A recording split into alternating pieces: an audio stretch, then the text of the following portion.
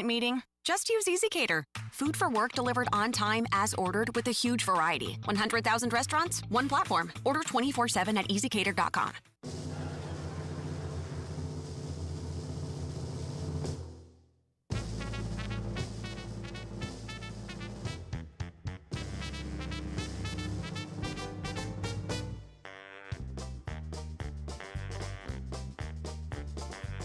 It's time to start the program.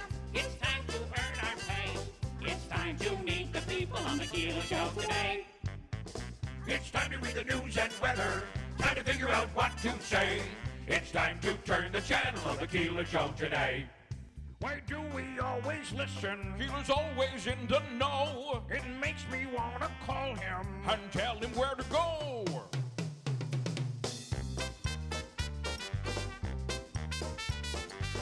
And now let's get things started. Andrew, let's get things started. It's time to get things started. On the most sensational, inspirational, celebrational, Keelerational. This is what we call the Keeler Show. WIBX 950 and 106.9 FM. This is Keeler.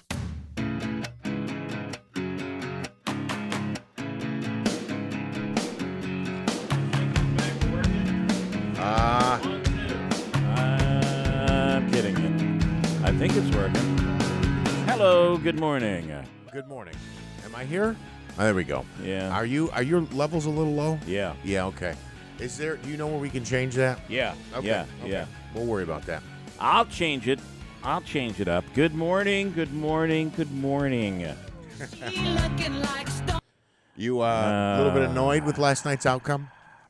Well, yes. Obviously, it's funny because I can go back and find, if you don't believe me, I can go back and find you the text string that I was in last night. And the minute Aaron Rodgers got injured, my text was, we'd better be careful because I've seen this happen before. Yeah. You all of a sudden, everything, all the hype going into, the big player, the big quarterback is out, and then the reserve comes in and actually plays good enough to beat you.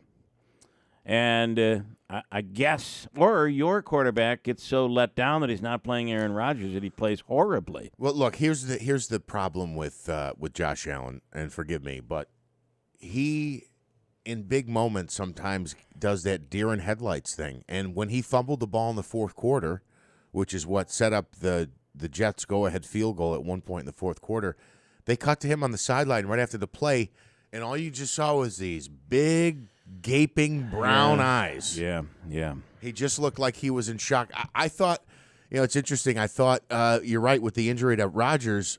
It kind of sucked the wind out of the crowd, but this is weird. Bear with me. Well, not just the crowd, but I almost feel like it sucked the wind out of Josh Allen. You have with the Jets, people are thinking, oh, they're a Super Bowl. They have a chance to go to the Super Bowl now with Aaron Rodgers as their quarterback. I didn't really think that was true. It looks like we're not going to find out. I don't think they did with him or without him. Right. But I think that defense is that defense was tough. There's no doubt about it. So when the Jets offense, if they stalled under Rodgers in the opening night, right, because that crowd was buzzing last night, or if he threw an interception, you'd kind of, again, get that blow where you, knock the wind out of the opponent. Well, when what's-his-face comes in, any progress with the ball, the crowd goes nuts because they're like, what do we expect now? And right, I thought it actually helped them build momentum last night.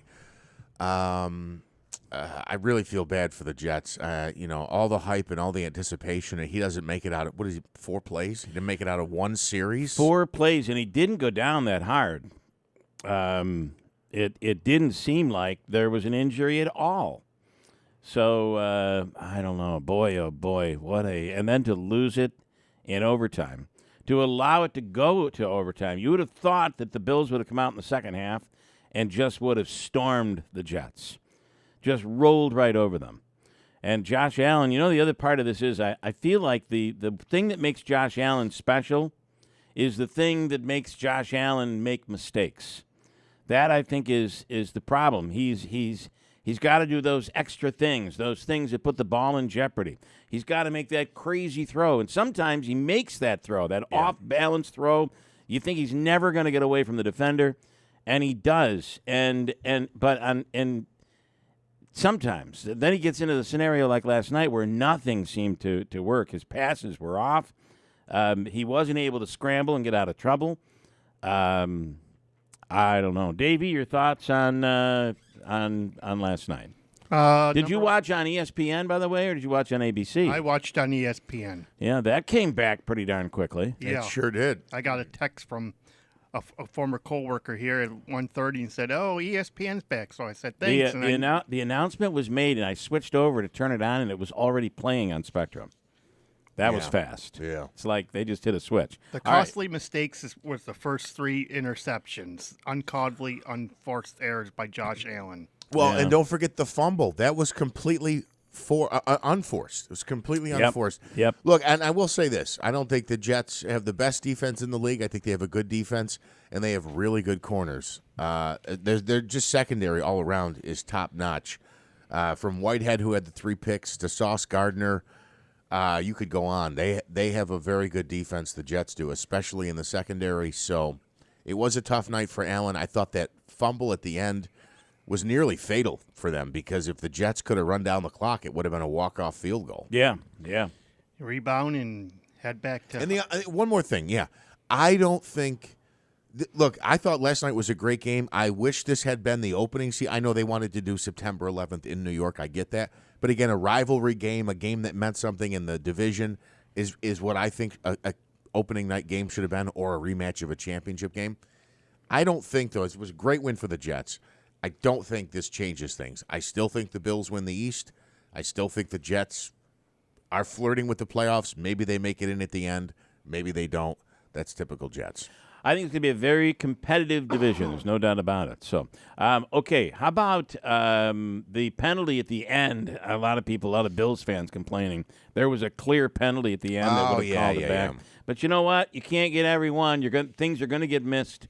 And they never should have been in that position in the first place. Yeah, and that's the leg whip situation. I thought the guy, usually when you see the leg whip, it's an offensive lineman who gets put on his can, and then as a reaction, he'll whip his leg around to try to trip the linebacker or the defensive lineman from getting to the quarterback. Right. I was surprised that ESPN or whoever, I was watching on ABC, but I guess it's the ESPN crew. I was surprised, I can't think of his name, the former NFL referee that they have, that he just so blatantly said, "Oh, look, they missed a call. Should have come back. Should have never happened." I was surprised at how flagrantly he basically blamed it on the refs there, because I thought there was a situation where there's all that traffic down the sideline. The guy went to make the block, but he just missed him, and his leg was a little high when he came around. I think that the Bills had other opportunities to win. I don't think it was a big deal that he missed that call. Maybe ultimately it should have been a call, but the Jets, a nice win last night. I don't think it changes anything. It's a long season. The Aaron Rodgers loss is after all of that hype. Yeah. Hard knocks. It's just unbelievable. And, it's kind of like he's older, right? He's more susceptible to injury. But you wouldn't think it would have ended that way. One series, and again, they were talking during the game. I missed the injury, and I still haven't seen a replay of it. If you look at the replay, it doesn't look like it. He just went down, and it does look like his ankle may have twisted a little bit there as he went down, but it was just routine. And then they're saying it's a ruptured Achilles, which is. Oof. Yeah, a couple of comments I have here. Chuck Lester this morning, that was painful to watch. Yeah, it really was. Mike, 3 thoughts about last night's game.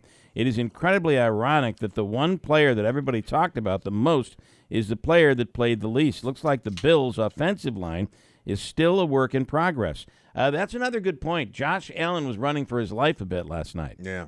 That's got to be fixed. Because you automatically drive him in a position where he's making bad decisions. Yeah. He scrambles. Looks like the Bills' offensive line is still a work in progress. And third, Josh is a year older, but looking at how he played last night, not sure he's a year wiser. And I agree with that. Man, he was tough on himself after the game in the press conference. Really, really ripped on himself after that game. And, yeah, probably should have.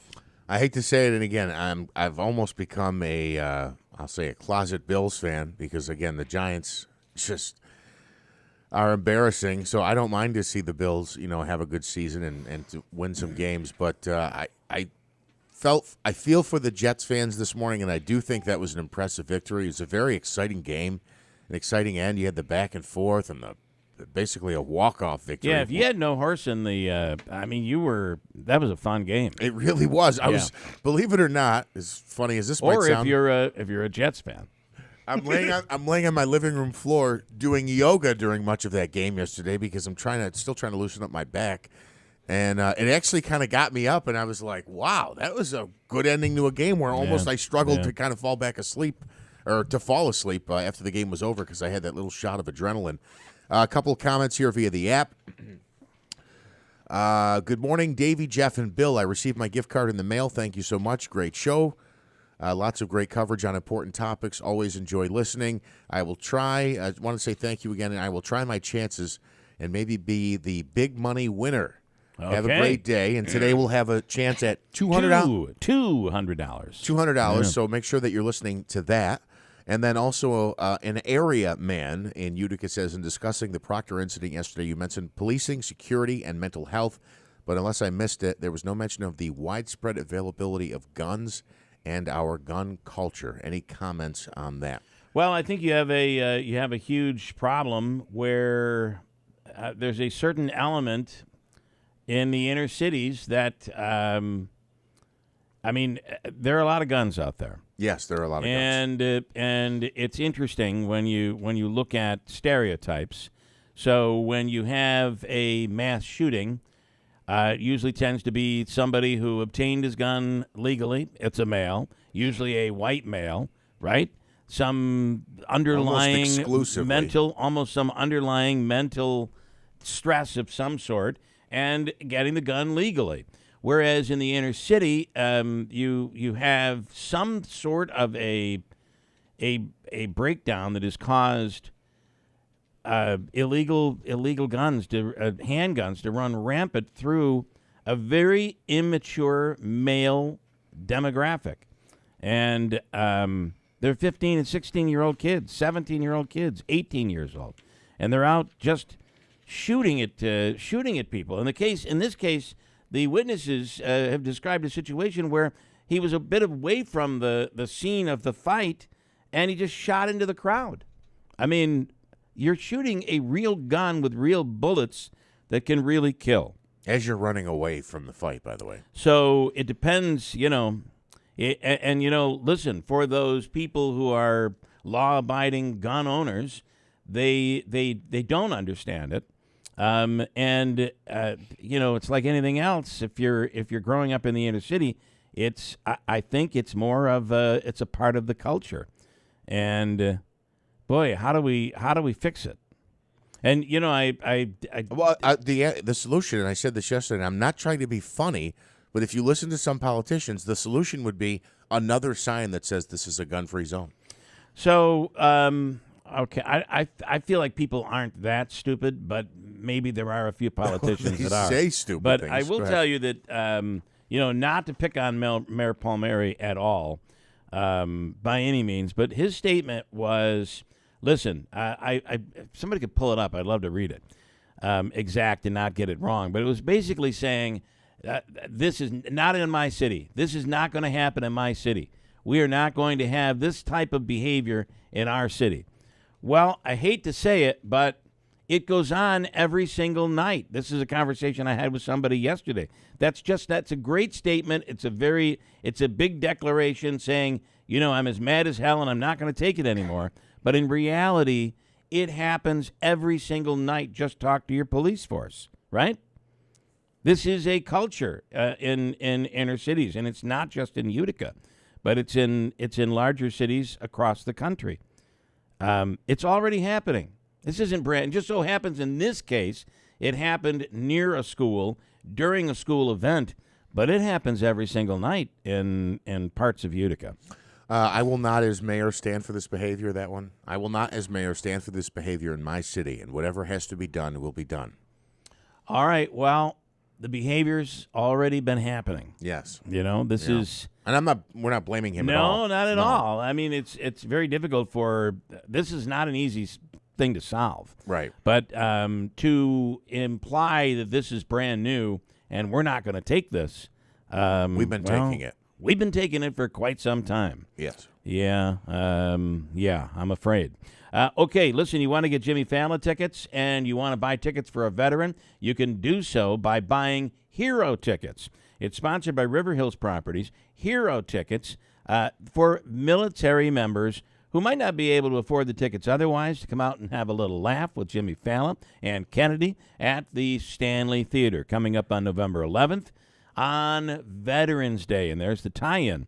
So you could call up the Stanley box office or visit them and say, I want to buy a Hero ticket or I want to buy Hero tickets. And you'll purchase the tickets. They set them aside. We'll use some of the local veteran centers to distribute the tickets before Veterans Day.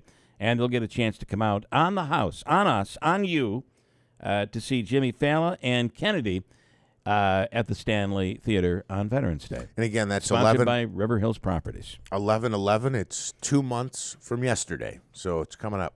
It'll be here before you know it. It'll be here before you know it. Like the New York State Fair. They ought to make that the new slogan for the great New York State Fair. It'll be here before you know it.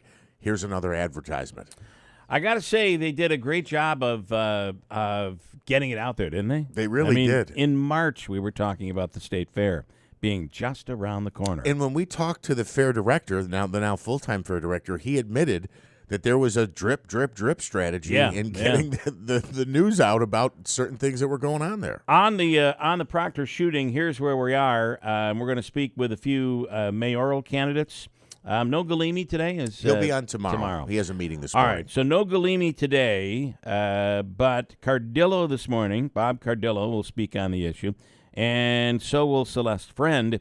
And here's going to be an interesting conversation is Oneida County DA Scott McNamara. So what do you do with a 16-year-old who shoots and tries to kill somebody? Providing that's what the intent was, but you're shooting into a crowd, for God's sakes. Right. Allegedly, we got some information that this individual may have had a felony level arrest earlier this year, and it may have been for a gun situation. I think that was strongly suggested on the program yesterday without saying it. Well, bail reform plays a role. Raise the age plays a role. It'll be very interesting to get the legal aspect from Scott McNamara. Certainly, and I'll just say the only reason I mention that is because I think there's a situation where you have a young person who makes a bad decision and they get caught maybe with a loaded weapon. But when it becomes a repeated issue, right? You don't want this is where the intent comes in with the raise the age. You don't want a 15-year-old, a 16-year-old, or even a 17-year-old to watch his life circle the bowl because he made a stupid decision one night to carry a weapon he shouldn't have carried, right? And his whole life, he goes 40 years down the drain, right? But when it becomes a repeated offense, there's a threat to society. And there's there? the question of what type of offense are we talking about? How serious is the offense? And who are you dealing with? I think a lot of the discretion is now gone. And we can speak to the DA about this. There may have been a point in our society where a judge or a DA's office could really look at, the defense attorney would plead the case for the kid and say, he made a mistake. He's gone into a bad, hanging with the wrong people. His family's stepping up. Let's cut a break here. So just like I don't think there should be an automatic you're going to prison for so many years, there shouldn't be an automatic you get let go based on your age automatically. There should be discretion of the court and the DA's office in negotiation with the defense attorney And I'm not sure that we have the ability to do that today. It's almost like politicians didn't trust the legal system, and they took away any bit of discretion that they might have. Just one more thing to add to the conversation here, and this came from, as a matter of fact, this came from Jim Zecca. He sent me a text at the end of the show. Oh, boy, it's a lot of info here. Utica Parent Responsibility Ordinance. In light of the shooting at the football game at Proctor by a juvenile, since this was involving a juvenile, will, all capital letters, will the Utica Parent Responsibility Ordinance finally be used in Utica? And now the state has a law to back Utica's ordinance that I sponsored with others on the council a number of years ago. Let's use the law now and set an example for the rest of the state. Parent Responsibility Ordinance extended. Your thoughts on holding a parent responsible? I think, again, it's, Jim, I hate to fall on the side of I don't agree with you completely, but, this is just for the same reason that we should be weary of raise the age and the bail reform that has occurred. We should be weary of stuff like that. Is this going to be just again, I think that it should be in each individual case. If a parent is responsible and neglecting, then that parent should face the consequences.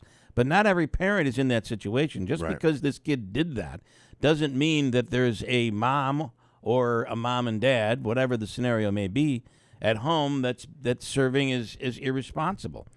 We don't know. So to say you're automatically going to get arrested, I don't know what their ordinance says, and I don't know what kind of teeth it might have. Right. But off ultimately, the top of my head, I don't know. But either. ultimately, this is a family problem, right? I mean, at some point, you're taught a certain way when you grow up, and I also don't think it's a black and white issue. There are plenty of white people who I know that may have been brought up in some really rough situations in their lives, and there's almost like there's a fork in the road. You're either going to make the right turn or the left turn.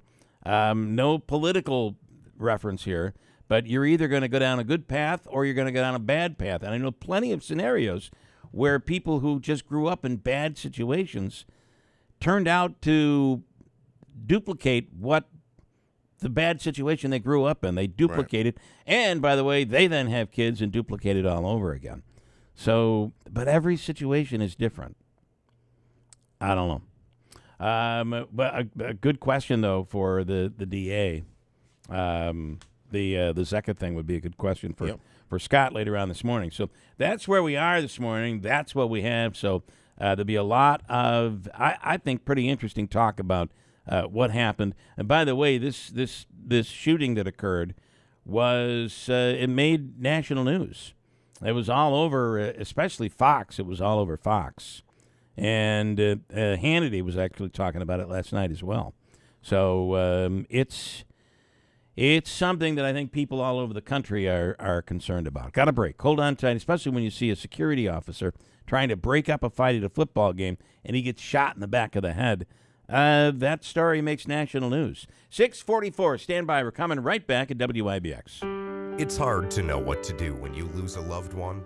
You want to provide a lasting tribute, but you need someone you can trust to help you navigate all the options. Mohawk Valley Monuments has been providing comfort and delivering quality memorials in our community for the last 85 years. Hi, I'm Benjamin Morgan. And I'm Nicole Cornacchia Morgan. Owners of Mohawk Valley Monuments. We pride ourselves in continuing to deliver the highest standards of workmanship and customer service. We strive to make things easier for you while still showing your family the utmost of respect. Start a conversation about your wishes to help make it even easier on your loved ones. Call us today and we'll get prepared together. Mohawk Valley Monuments has experience with all the local cemeteries. From simple grave markings to intricate family mausoleums, they give everyone the same personalized service. For expert memorial design, call today, 315-724-7629, or go to mvmonuments.com.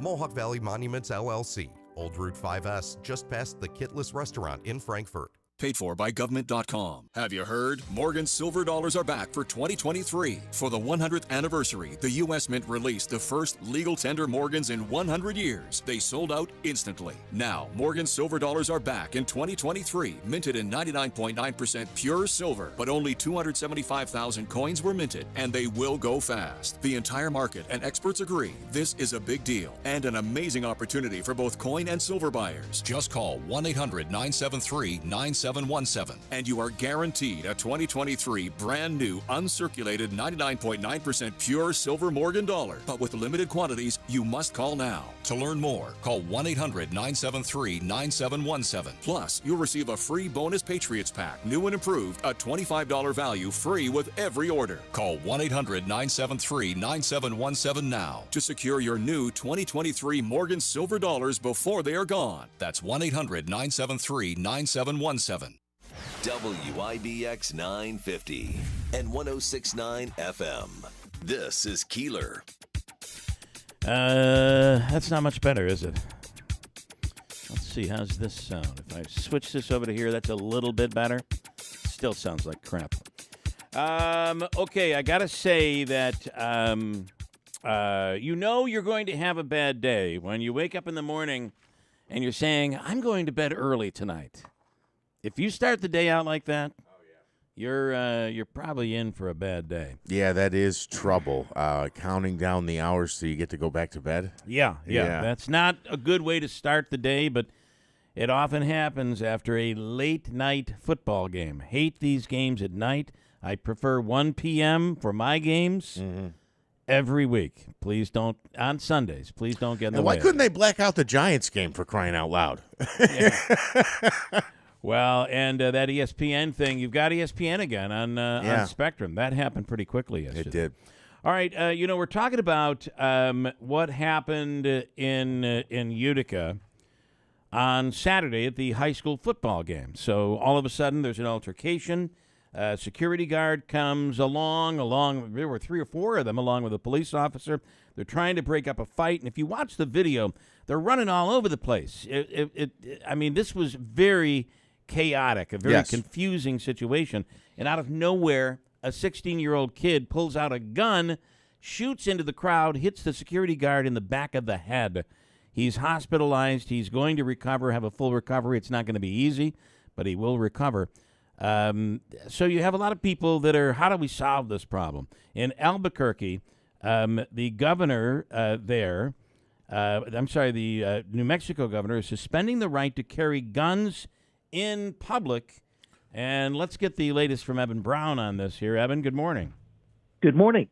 So I think we're very reactionary. Something happens, we react. We want to try to fix the problem.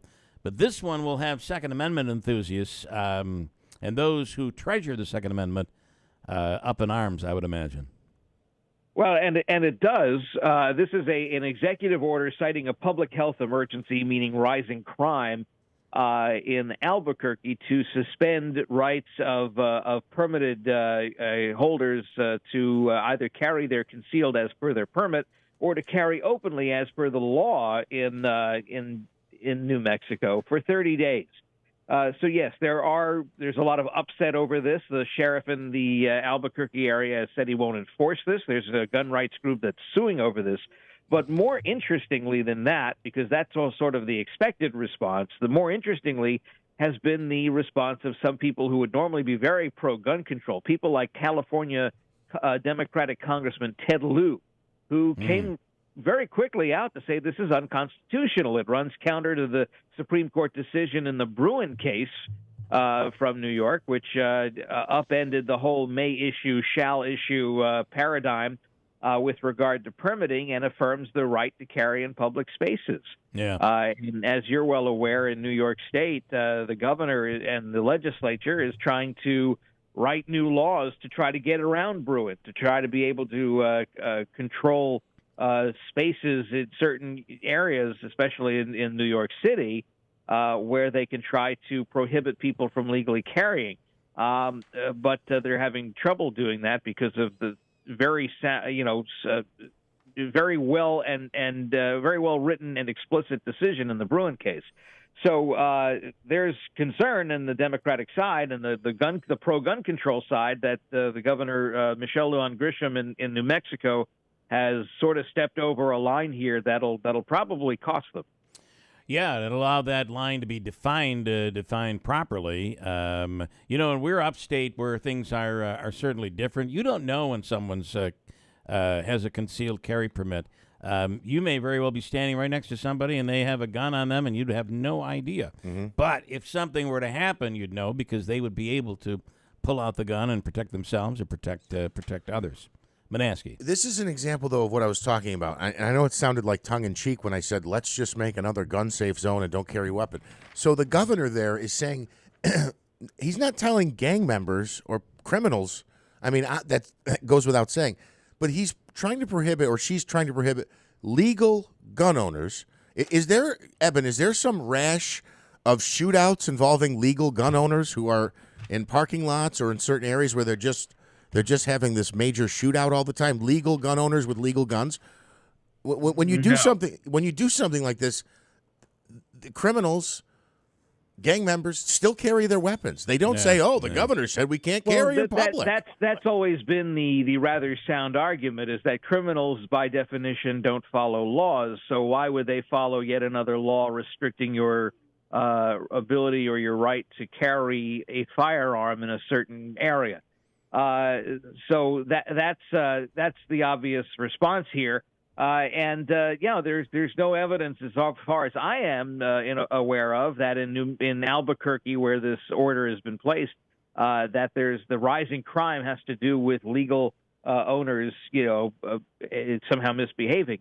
That's not the case. The case points to criminals and hardened criminals responsible for this. Who of course, are going to say, now that there's a 30-day moratorium, I'm going to put my guns down. No, that's not going to happen. And, Evan, I would ask you, one of the things, there's been a movement, and people think it's only happening on the Republican side. It's not true, especially in more rural areas around the country. Liberals are going out and doing their training and getting their pistol permits. I know one in particular, to be honest, I wish didn't have a gun, to be honest. I'm just going to be honest with you. But, seeing the way she handles a steering wheel, I'm not sure a gun is the right move here, but it is what it is. So is that what's happening here? We're kind of stepping on their toes. Trust me. There are people who have been awakened to the idea that their own personal safety is their own personal responsibility. Yeah. And they may still view themselves as politically left of center, but I think part of the issue here is we're throwing around terms like liberal, which don't mean what they used to mean. We have come to use terms like liberal and conservative to be like team names more than actual true descriptors of things. And there are people who have drawn the ire of many Americans because of their far left desires and policies. I would argue that those folks are not liberal. They are perhaps leftists, but they are not liberal in the sense of an FDR. Or a Harry Truman, for that matter. So, the same goes for. You hear conservative being thrown around all the time.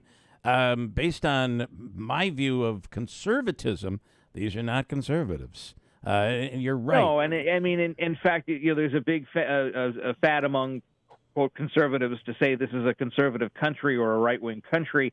I would say that we're probably fairly center-right, but we are, in a very classical sense, a liberal country. We believe in the idea of constitutional law and no aristocracy and no immutable caste system are not truly classically conservative ideas. They're classically liberal. Going back to the Enlightenment. But we've sort of divided this up amongst ourselves as to what these things mean now, and so it kind of gets confusing. But the right to your Second Amendment or your Second Amendment rights, your right to carry a firearm, is a classically liberal idea.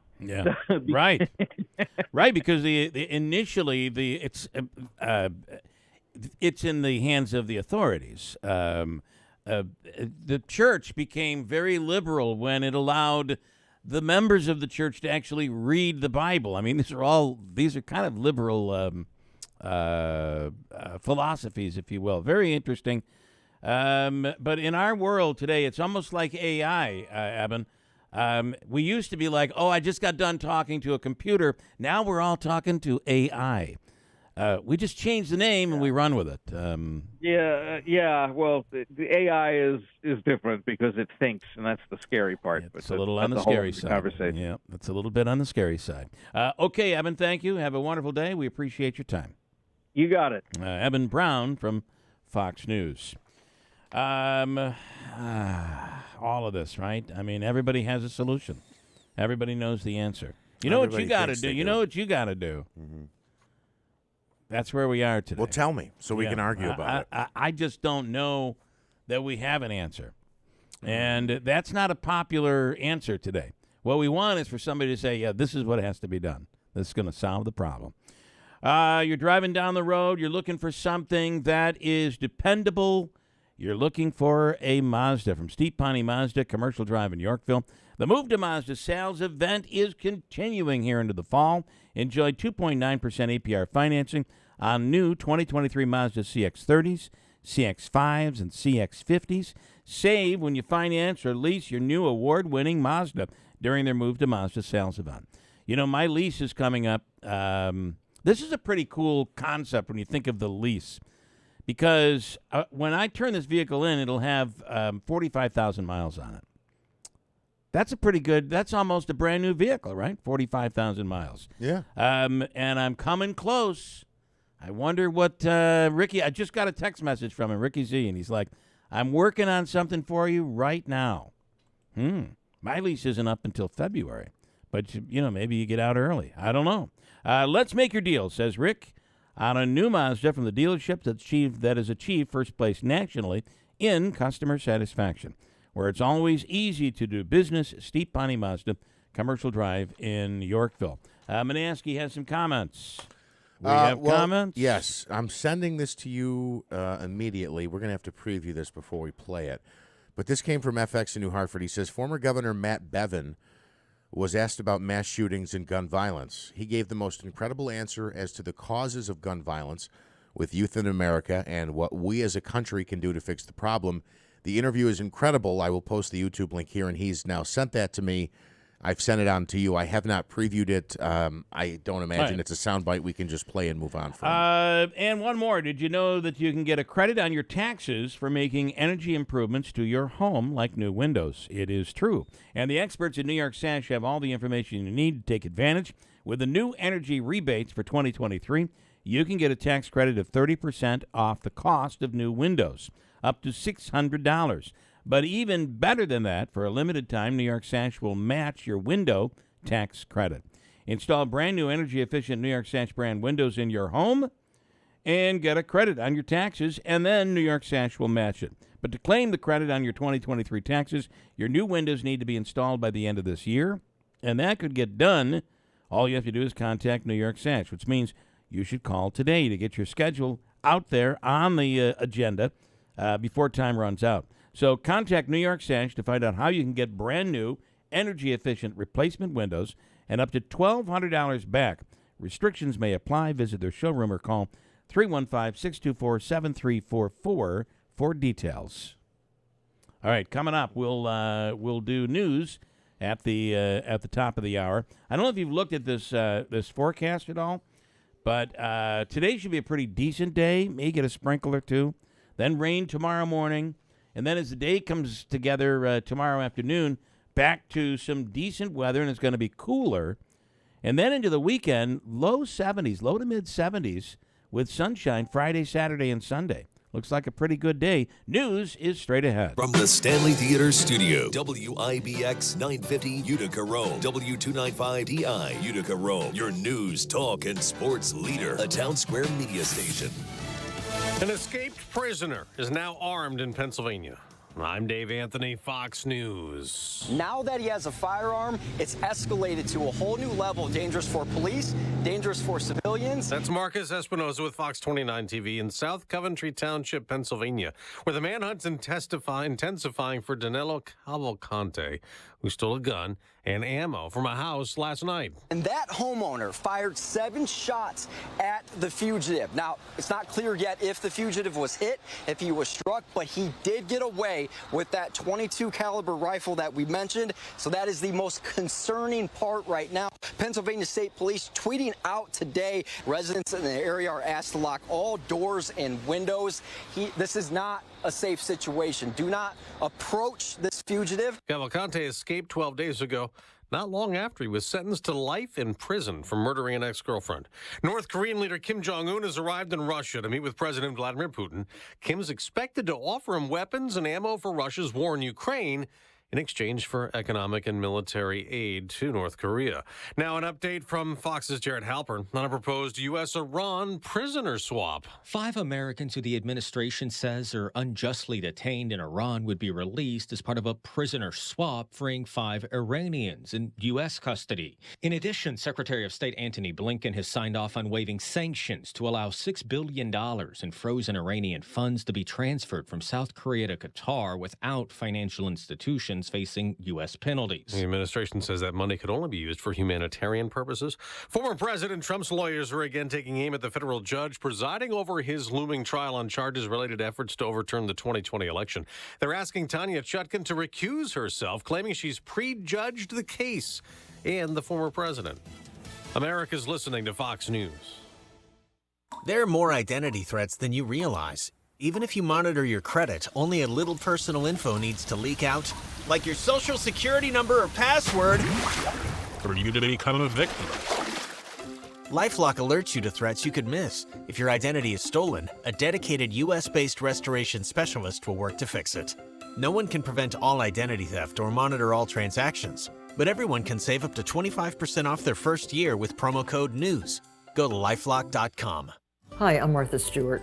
Every year, more than 4 million pets enter shelters here in the United States. My friends at American Humane have been helping animals since 1877. The goal is to ensure that pets have a safe shelter, especially during natural disasters. Adopting a shelter pet allows shelters to help more animals awaiting care. Please consider adopting today and take some time to learn more about American Humane's other work at americanhumane.org. We have some clouds and 62 degrees. WIBX News Time is 7:02. This news update is brought to you by the Community Foundation of Herkimer and Oneida. Join them on September 20th at givemv.org, and let's show everybody that Mohawk Valley gives. Congressman Brandon Williams and fellow Republicans are calling for a special session of the state legislature in Albany to be convened to help deal with the ongoing migrant crisis. Williams was joined yesterday at a news conference in Syracuse by Assembly Minority Leader William Barclay and other Republican lawmakers. Members of the GOP have been critical of the way Governor Kathy Hochul has dealt with the issue. The governor said last week she'd consider bringing the legislature back to Albany, but has not revealed a possible timetable for that to happen. New York State Police recently conducted a compliance check at alcohol retailers across Oneida County. It involved a dozen gas station convenience stores, adult beverage shops, pharmacies, and a supermarket. 10 of the 12 were found to be in compliance with New York state law. However, troopers noted 2 were in violation of state law: Main Street Wine and Spirits in Boonville and the Tops Friendly Markets in Boonville. As a result, the cashiers at each location was charged with unlawfully dealing with a child in the first degree and prohibitive sale of an alcohol to a person under the age of 21 years old. You can read more on that story on our website at WIBX950.com. The latest act to hit Turning Stone has been announced, a multi-platinum recording artist bringing his latest tour to the Turning Stone Resort Casino. It's Aaron Lewis. He's set to be on the stage December 9th. Lewis was the founder of the popular band Stained and has recorded music with legends like George Jones, Willie Nelson, and Vince Gill. Tickets for his show go on sale this Friday morning at 10 a.m. at the box office or through Ticketmaster. And more entertainment news. The superstars of the WWE will be back in the Capital Region later this year. A live episode of WWE's Monday Night Raw will be broadcast from the MVP Arena in downtown Albany on December 4th. Among the wrestlers expected to be on hand, Seth Rollins, Finn Balor, and Kevin Owens. Tickets go on sale this Friday at the arena box office, again, or they can be purchased through Ticketmaster. WIBX News Time is 7:06. Your Weather Center forecast comes to you from John's Mobile Home Parts and Accessories in Oriskany Falls. For all of your mobile home needs, it's worth the trip. Visit johnsmobilehomeparts.com for more information. Here's your latest forecast from Eyewitness News. I'm Eyewitness News Chief Meteorologist Craig Flint in the WIBX Weather Center. Today, partly to mostly sunny, then increasing clouds in the afternoon, some showers and a few thunderstorms by evening, a high of 77. Tonight, mostly cloudy, showers and thunder, low 58. And tomorrow, periods of rain, especially morning and midday, then clearing sky, breezy, much cooler and turning less humid, near 65. For more on your local forecast, tune to Eyewitness News at 6 on WUTR. I'm meteorologist Craig Flint on WIBX 950 and 106.9 FM. We have some clouds, 62 degrees at 7:06. All right, in sports, we discussed it already this morning. A heartbreaker for, well, the Jets and the Bills last night. The Jets pull out a 22-16 overtime victory against the Bills. Xavier Gipson, a rookie, scored on a game-winning touchdown punt return, 65 yards. Garrett Wilson had an incredible catch, a touchdown catch, 5 passes he caught for 34 yards, and that 3-yard TD grab late in the game. Zach Wilson came in because Aaron Rodgers was injured. It's feared that he had tore his Achilles on the first drive of the game.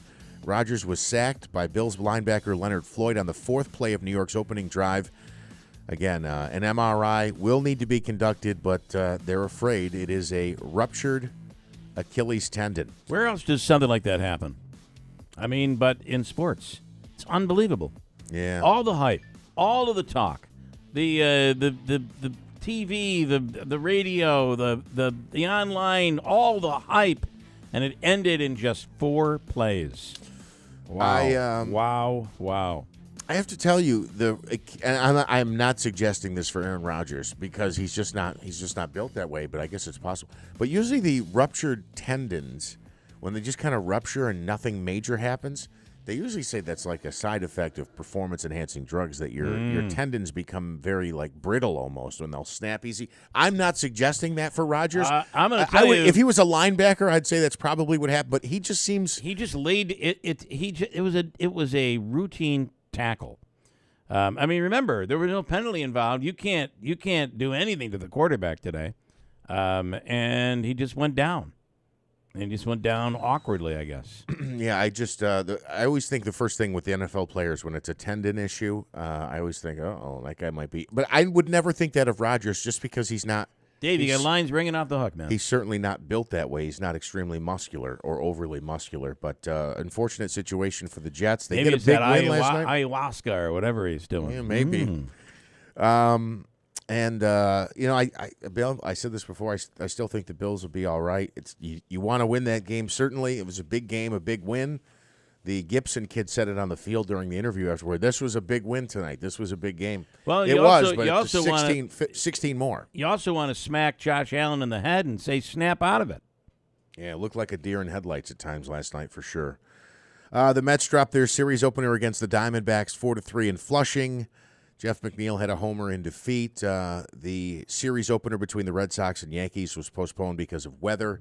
The game has been rescheduled as part of a doubleheader today. 1:35 start for the afternoon game. 7:10 regularly scheduled game is the nightcap. The Yankees are sending Randy Vasquez and Carlos Rodon to the mound in those 2 games. I have not been to, let me play this first and do a little name of the artist. Are you ready? Yeah. Are you ready, Davey? You can do this too. Name this artist. Listen carefully. Oh, I know that. Don't say it then.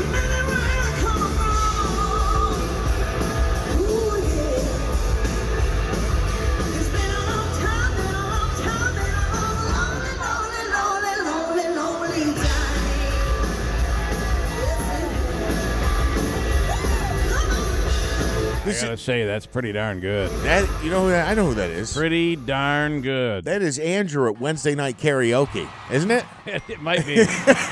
Here's another one. It's a woman.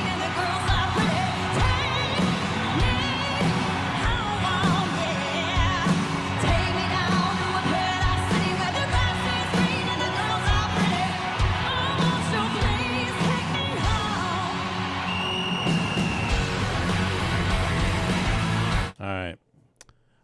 Any idea? You want to take a guess? It's CCR. I don't know who CCR. that is. Is it? Is it Creedence Clearwater Revival? I said that as a joke, Smitty. Davey, who is it? It's Carrie Underwood, Jeff. Carrie Underwood, who will be performing at the Turning Stone Resort and Casino on Friday night. Oh, I didn't know she got down like that. And I've seen her perform at Paradise City by Guns N' Roses. It's absolutely phenomenal. It's good. She's good. In fact, she'll be on her own at the Turning Stone, but around the country, she's opening for Guns N' Roses right now. Is that right? Yeah, just because she wanted to. I mean, I was going to say, in today's day and age, it should be the other way around. She's bigger than Guns N' Roses right now, but not in her eyes. She's a huge, huge fan of that music. And you're going to be impressed with her. That's all I'm going to say. I'm going to be there Friday night. That is really cool. So what's interesting, remember, Carrie Underwood came out of American Idol, and these shows, Oklahoma. What ends up happening is, I feel, and you can ask Big Sexy locally, what happens is they're like, we don't see you as a rock artist. Yeah. We see you, Carrie, as a country artist. You're like the next coming of Barbara Mandrell. So that's what we want to do with you. And then, I don't know that that's how this went down, but ultimately she became a big country artist on American Idol, and then she's one of the few in that show that's really taken off. And she'll be at the Kelly Turning Clarkson. Stone. By the way, I was thinking about picking up a couple of Kelly Clarkson was the original. She's phenomenal. Smitty what a knows. voice. So, but I was thinking about picking up, every once in a while we'll pick up a pair of tickets. And, I just say people whine. We don't have any prizes to give away. Well, suck it up. Go out and buy a pair of tickets and give them away. If you want, invest in your own radio career. That's how I've always looked at it. Okay. Until last night, I realized those tickets are selling for $200 a piece. Uh-huh. I'm not buying those. That's a little too much to throw out there. Now, I looked into going too. Davey, there are no bad seats at the event center, but the cheapest seats you can find on SeatGeek, which you normally get a pretty good deal, are like $200 plus fees. For Carrie Underwood, though? For Carrie Underwood at the Turning Stone. I have to say, I've heard of outrageous pricing for lesser acts. Listen, I'm saying the cheap seats are $20. You can usually get $200. $200. Yeah, you can not $20. You can usually get cheap seats for, $60, $70. You're a nosebleed, and not for this show. She's, I think you're probably right. She's probably worth it. She's like a top No shelf, doubt. right? This is A1. This is one of the biggest shows the Turning Stone, I feel, has had. Next to Barry Manilow, of course. I mean, that was huge. And Mariah Carey, they had Tim McGraw. Yeah. So in my mind, the Tokens at this point in their careers, Lion Sleeps Tonight. That was big. In 2023, Carrie Underwood is a way bigger act than Mariah Carey. Am I wrong about that? Today. Right, today. Yeah, today. Yeah. But she's still charging a lot, right? I mean, Mariah Carey. Who knows? I know she does the New Year's Eve stuff or the Christmas special in New York City. What song are you most sick of hearing in the holiday time? Anything by Mariah Carey. For God's sakes, Dog Whistle. Man. You will be All I want for Christmas. Heard that song way too many. I would rather hear, like, Grandma got run over by a reindeer at this point. But you will be impressed with Carrie Underwood. Yeah, I'm excited about it. I've not been to a country show since we saw Willie Nelson out at, might have been Vernon Downs or something. How'd you like Willie Nelson in your stocking, Smitty? No? Listen. I'd rather see Elvis. Willie's a great show, though, if you want to see a great show. You want an act that doesn't really bother you with a lot of talk, just comes up there and plays and never talks to the audience. Most times you're looking at his back. That's Willie Nelson, but it's great music. Got a break. Coming up, what do the mayoral candidates in Utica, there are 3 of them, what do they think about the shooting. How do you solve this issue, the shooting that occurred at the Proctor football game? I should say, and I want to clarify, it was outside the Proctor football game, technically. How do we solve this? We'll start with candidate. Am I correct in saying Celeste Friend is the first one to come in? We're going to talk to her. Coming right up, it's 7:15 at WIBX. When we get together with others, we can do more. On September 20th, nonprofit organizations will come together to ask for your support through Mohawk Valley Gives, the community's 24-hour giving day. But don't wait. Give now or anytime this month. Either way, every dollar counts, and you'll show everybody that Mohawk Valley Gives. Powered by the Community Foundation, MV Gives is proudly sponsored by Staffworks and M&T Bank and brought to you by Town Square Media. Want to avoid extreme energy bills? Turn down your thermostat with a new Ruud energy-efficient furnace. Smart folks just choose Ruud for efficient heating equipment for your home and your budget. Get comfortable with Ruud and call Tri-County Heating at 315-829-4100 or check out their website, tri-countyheating.com. Don't forget to call for their furnace cleaning special. Expires September 30th. Prescriptions require an online consultation with a healthcare provider who will determine if appropriate. Restrictions apply. See website for details and important safety information. Subscription required. Price varies based on product and subscription plan. Hey guys, did you know there's a generic form of Viagra that works just the same, but is 95% cheaper? And you can get it online? Just go to hims.com/radio. Through Hims, you'll get a free medical consultation, discreet shipping if prescribed, a 100% online process, and trusted generic alternatives to the name brands at up to 95% off. That's right, get generic for Viagra, the same active ingredient as brand name Viagra, but for 95% less. It's the same medication, still prescribed by a licensed medical provider, but with zero copay, no expensive appointments, and no awkward face-to-face conversations. To start your free online visit, you need to go to this exclusive address, hims.com/radio. That's hims.com/radio for your free online visit. hims.com/radio. At EasyCater, we get it. Ordering food for work means you have to deal with this. Client meeting on Tuesday. Client wants Taco Tuesday. 19 people. Need vegan options. Our budget just got slashed. Meeting is now Monday. What about Mediterranean? Client still wants taco. Claire has a nut allergy. Gluten-free. Under Pasta, budget. flavored That's how it sodas. is. Is there vegan? That's how it is. Vegetarian, vegan, Tacos for a client meeting? Just use EasyCater. Food for work delivered on time as ordered with a huge variety. 100,000 restaurants, one platform. Order 24/7 at EasyCater.com. Think identity theft won't happen to you? Think again. There's a new victim every 3 seconds in the U.S., over 15 million this year alone, and many don't even know they're victims. LifeLock alerts you to identity threats you could miss, even when you monitor your credit. If your identity is stolen, your dedicated U.S.-based restoration specialist will work to fix it. No one can prevent all identity theft, but everyone can save up to 25% off their first year with promo code NEWS at LifeLock.com. Identity theft protection starts here. WIBX 950 and 106.9 FM. This is Keeler. Yeah, I saw that last night. WTR has a new set. It looks pretty good, right? And I got to say that I like... They got any extra microphones or mic cords laying around? Yeah. We need a new set. I got to say that I like Craig Flint. Craig does our weather. Yeah. And I was watching him last night just for a moment. With everything going on, he's talking about the hurricane coming up, and still we don't know, right? Now it's looking like it might hit New England. We don't know though. But anyway, I think he's really good. Yeah, I think so too. And he has that. I love the New York City quirkiness. Now he's not from New York City, but that's typical when you watch New York City news. And they have the weather guy who's kind of, for years, it'll always be somebody that's kind of out there, right? Yeah, he does very good job. Lindsay, I can't remember the name. Anyway, but I think Craig does a really good job. He's got that quirkiness. I hope he takes that as a compliment, because I think it is. Well, it is a compliment. I know that I'm giving it. I'm giving it as a compliment. But yeah, they got a new set. And yesterday, ESPN and Spectrum, Disney and Spectrum, put their deal back together. And within just a few moments, ESPN was back up and running on Spectrum. Do we know, was it which side caved, for lack of a better term? In my opinion, and I have no clue, this is just strictly my opinion, and I could be dead wrong, but I would bet you the pressure was on Spectrum and Charter. I thought and, so, you know, too. they're big all the way around the country, whether you're Charter or you're Spectrum.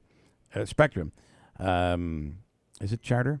That's what it is. Charter isn't it? Communications, Yeah. Spectrum, yeah. So, but, you know, I got to tell you, in this day where these cable systems are vulnerable, and all of a sudden you've got, you know, YouTube TV, you have Fubo, you have all these other DirecTV, you have all these other options out there, and people who coming up on football season, what were they doing? They were going out and subscribing to other services. And canceling Spectrum, probably. And probably canceling their Spectrum service. I My think- guess is Spectrum needed this thing fixed. I agree with you, and I think also you had mentioned something, not everybody knows this, but if you're in a situation where, for instance, you lose ESPN, you call them up and you say, I want some money back. Part of, 80% of the reason I have cable is because I want to watch the sports games. They'll give you some money They back. were giving you could still probably get it. They're giving a $15 coupon or whatever. I don't know, Yeah. $15. You're getting $15 in credit. But you're missing one channel. It's Freeform.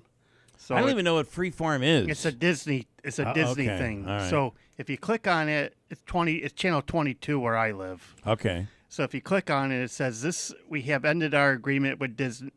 This service, this channel is no longer available. But in future, this is going to be part of the Disney Plus. All right, sounds like that's something that Disney's ending up doing. Yeah. Okay. I didn't. So you're a big Freeform fan.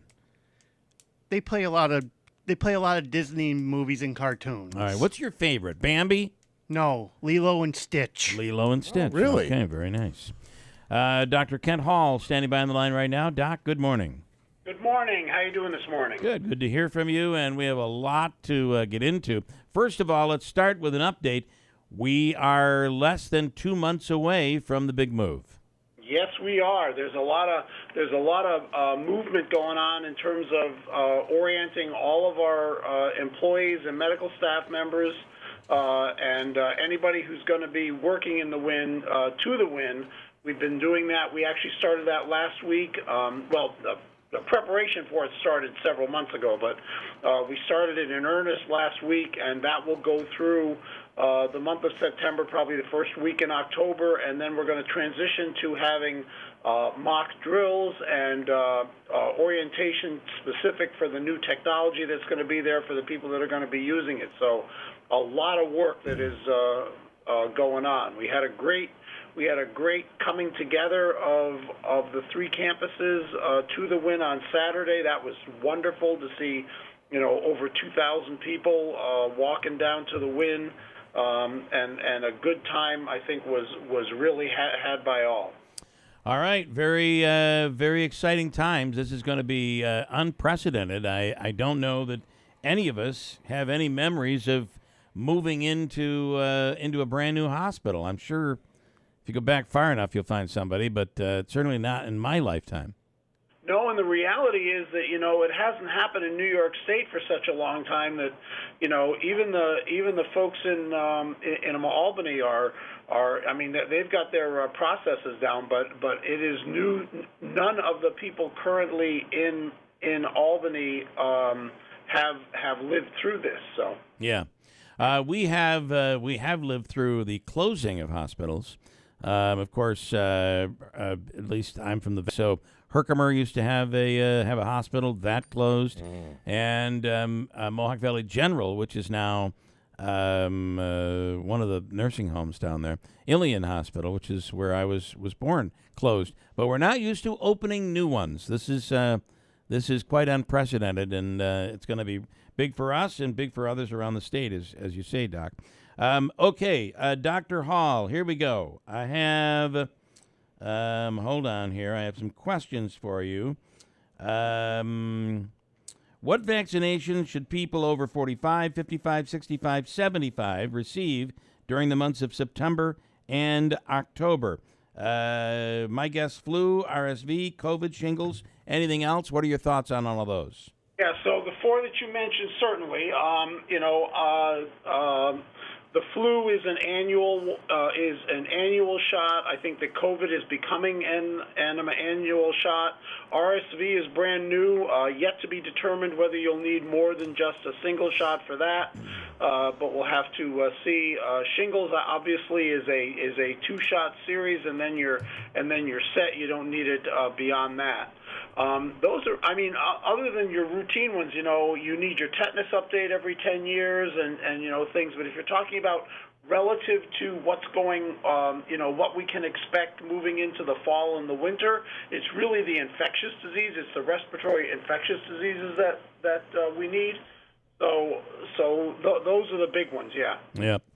What do you think of the COVID, this latest COVID vaccine?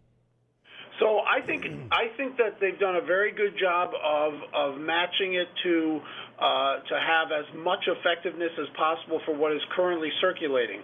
The reality is that when you start to develop the vaccine, if the virus starts to evolve in a fairly rapid fashion, which we know that COVID does, then the amount of time it takes to develop and deploy the vaccine, you're going to have some variants that are brand new. What you want to do is make sure that the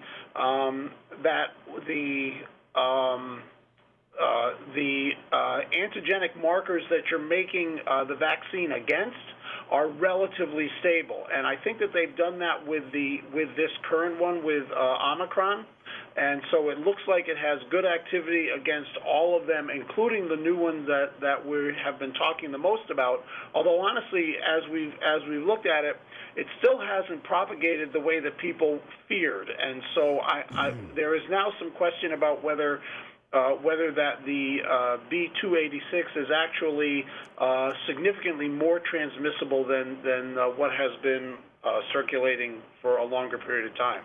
So there's a question as to this might be less transmissible and less harmful in theory?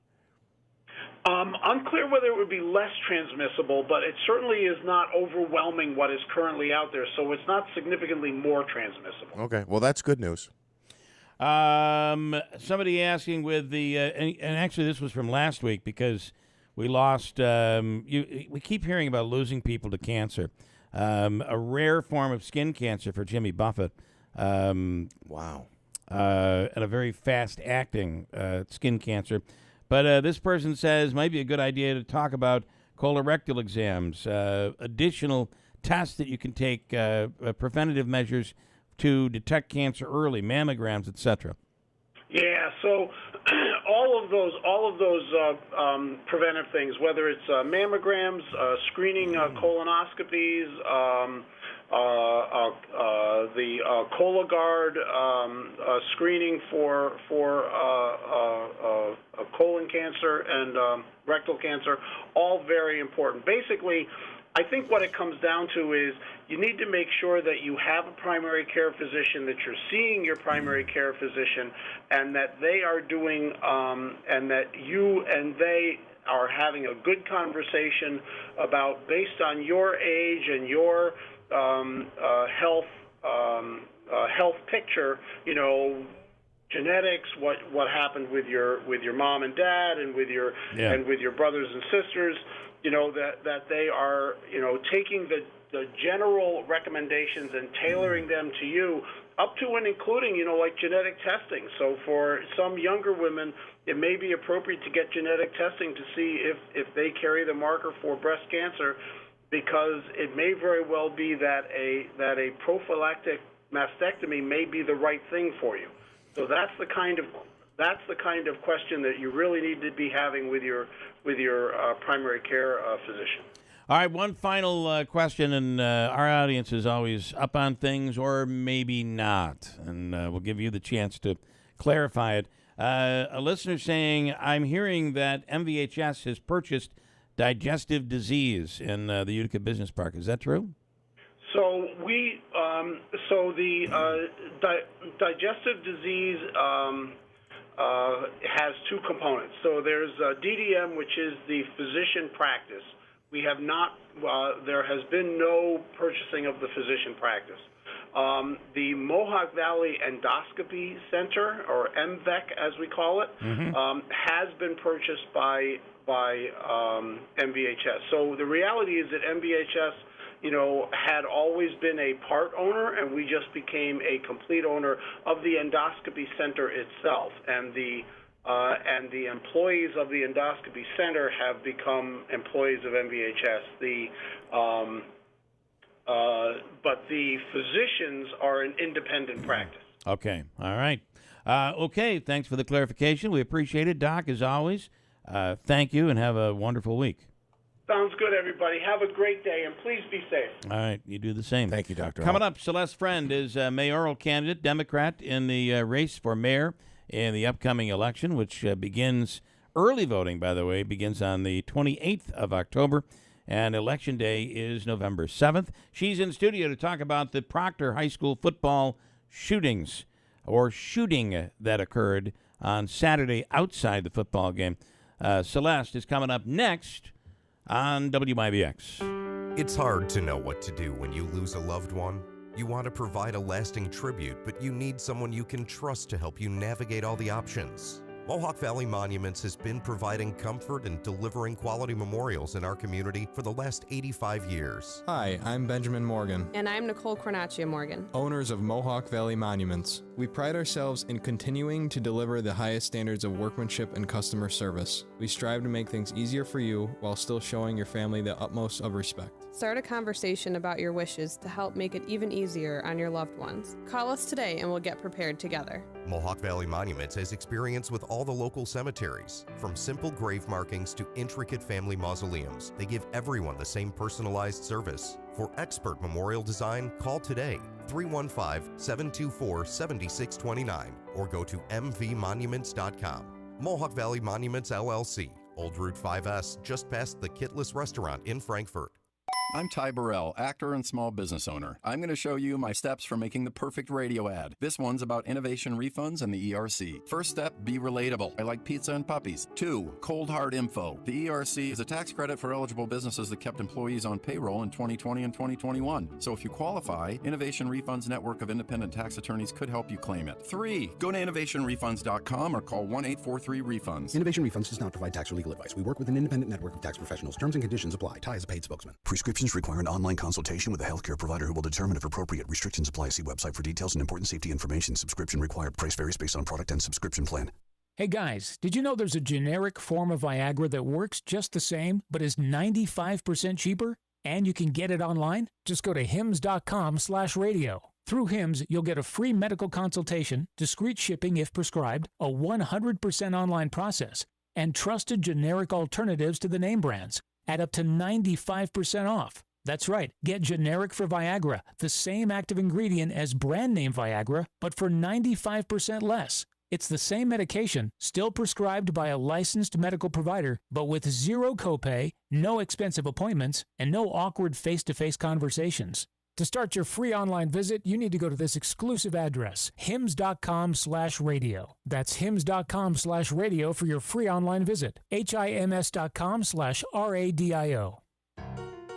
Go green and save green right now at City Suburban. There has never been a better way to heat and cool your home than with a new Mitsubishi electric heat pump system from City Suburban. They provide energy-efficient comfort year-round, are whisper quiet, 40% more efficient than conventional systems, and offer room-by-room temperature control. And the best part is right now you can save up to $9,000 in rebates with the New York State Clean Heat Program while funds are available. Go green and make the switch today. And as always, receive City Suburban's POMG.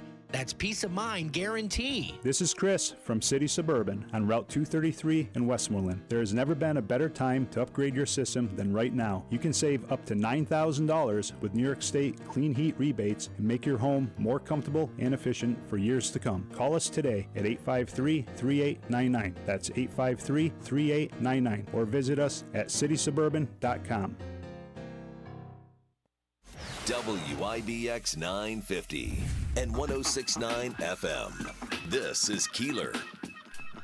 All right, in studio, we have Celeste Friend, and she is running for mayor of Utica. She's a Democrat and would be the first ever female mayor in Utica if elected. Good morning. Good morning, Bill. Okay, so let's just talk about what happened on Saturday.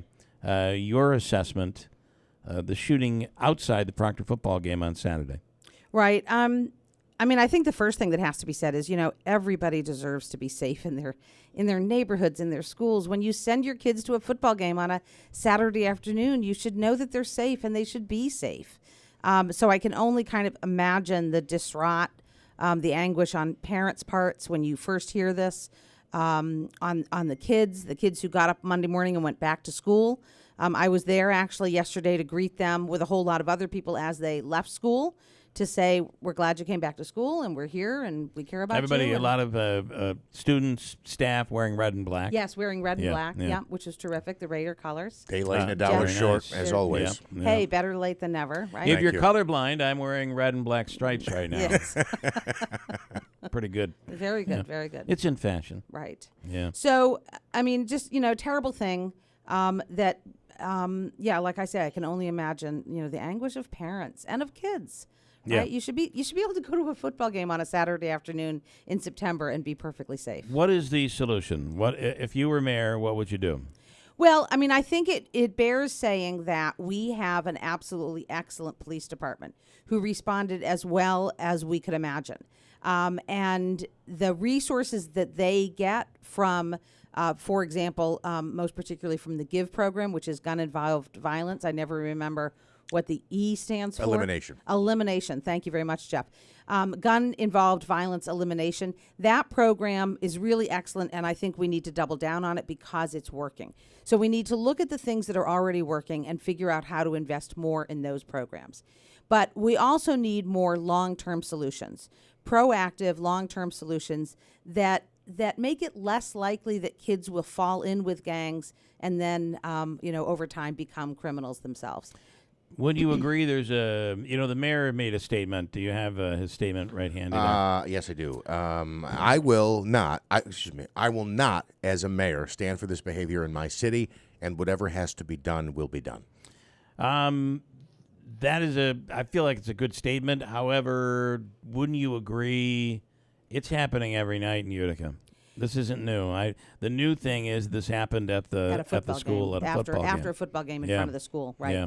So just so everybody's clear, it didn't happen inside the football game, and I think that's important. Because the security team prevented this group from entering. Yes, exactly. Inside the arena. Right. I mean, kudos. Everybody was on good top job. of their game. And made sure that they did not get into the arena, that they stayed outside, and it could potentially have been far worse had they gotten through. So we have a really excellent police department and an excellent Proctor High School security team. Just hats off, obviously, in particular to Mr. Lynch, who is the real hero at the center of this story.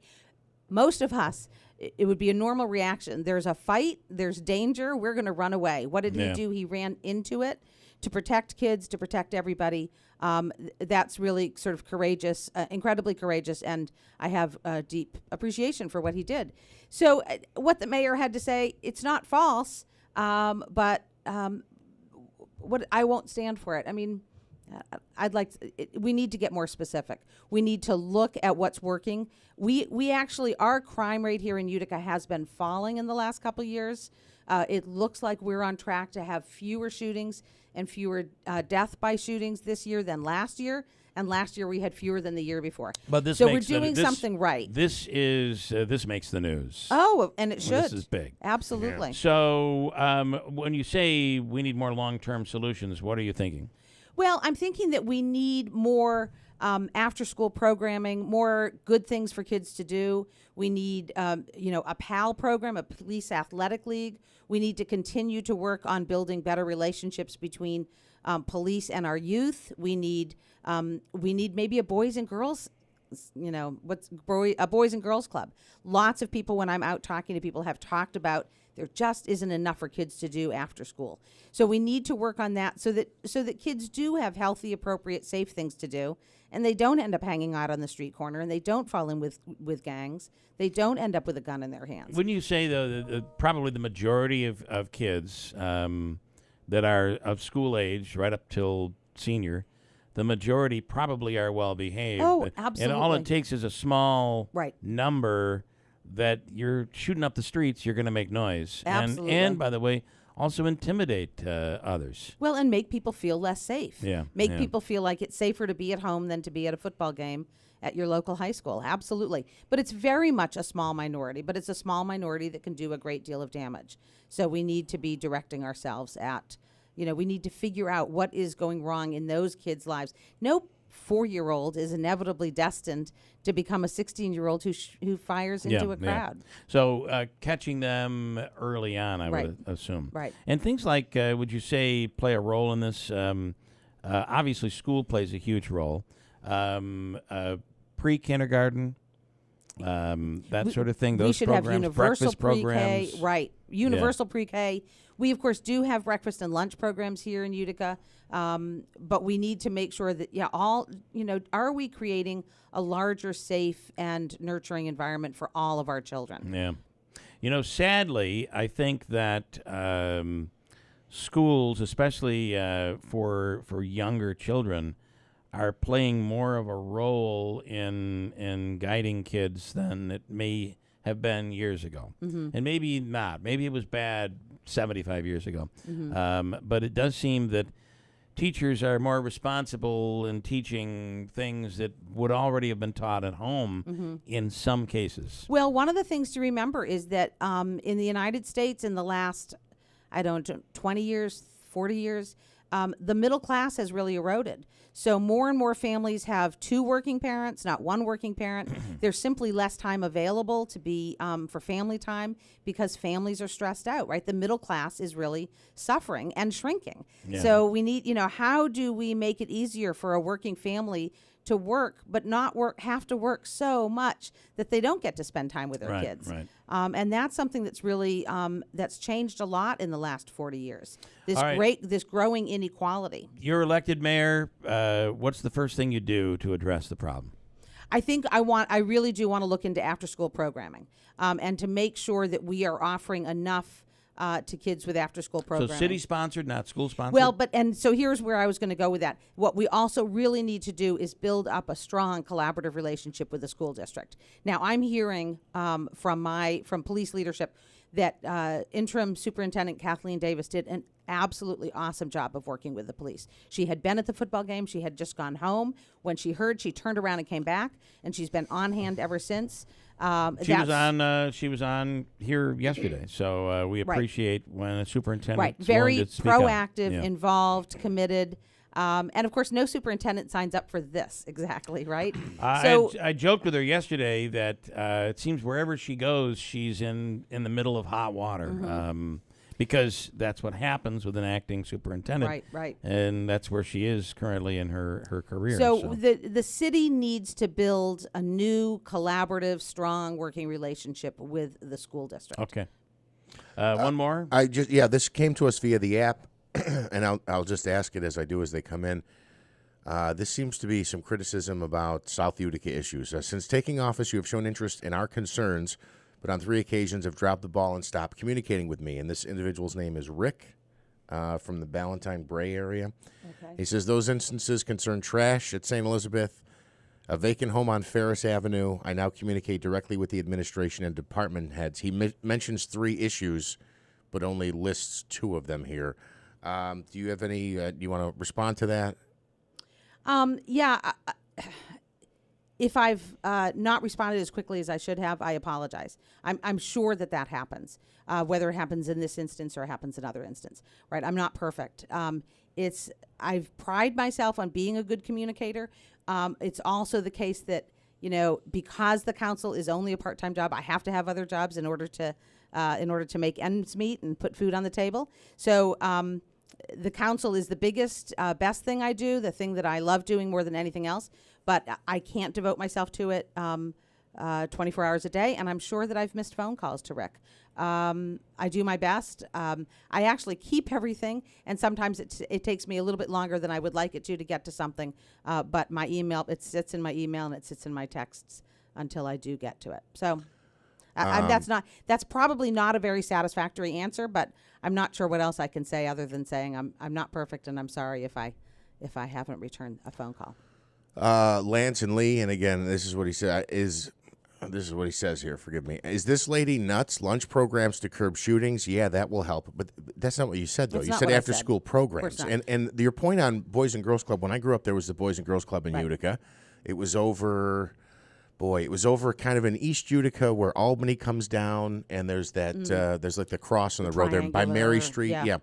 I think that was a major loss, and this is going to sound crazy, but even Bernard's Boxing Academy was another place that I spent some time, and that was involved fighting. And I'm not suggesting more aggression, but sometimes when you don't get that out of your system, if you don't find a way to release that energy, it manifests itself in another way that can be so much more negative than boxing with gloves on. And Lance, I agree with Celeste on this. That you need to reach these kids before the gangs reach them. Exactly. And that's the concept. The concept would be to create a child that is able to make the decision and say no to that kind of life. And like it or not every child in our city has a family who can provide them with all the support that they need. Right. Now, we can criticize parents, we can criticize families, etc. But the fact is, not every child in our city can get what they need from their families. So why can't the rest of us step up and figure out how to provide children with the things that they need? And that's in our own interest because it makes our city safer. Okay. Also, number one, we have universal pre-K. I don't know if this says we should have universal pre-K or we do have universal pre-K. You're right. I think I said we should, and this person is saying we do, which is true. Right. You do? The city does have it. We do. Okay. Thank you, Celeste. We appreciate it. Thank you, Celeste. Short one this morning. We got a lot thank to you fit very in. much, gentlemen. We appreciate it.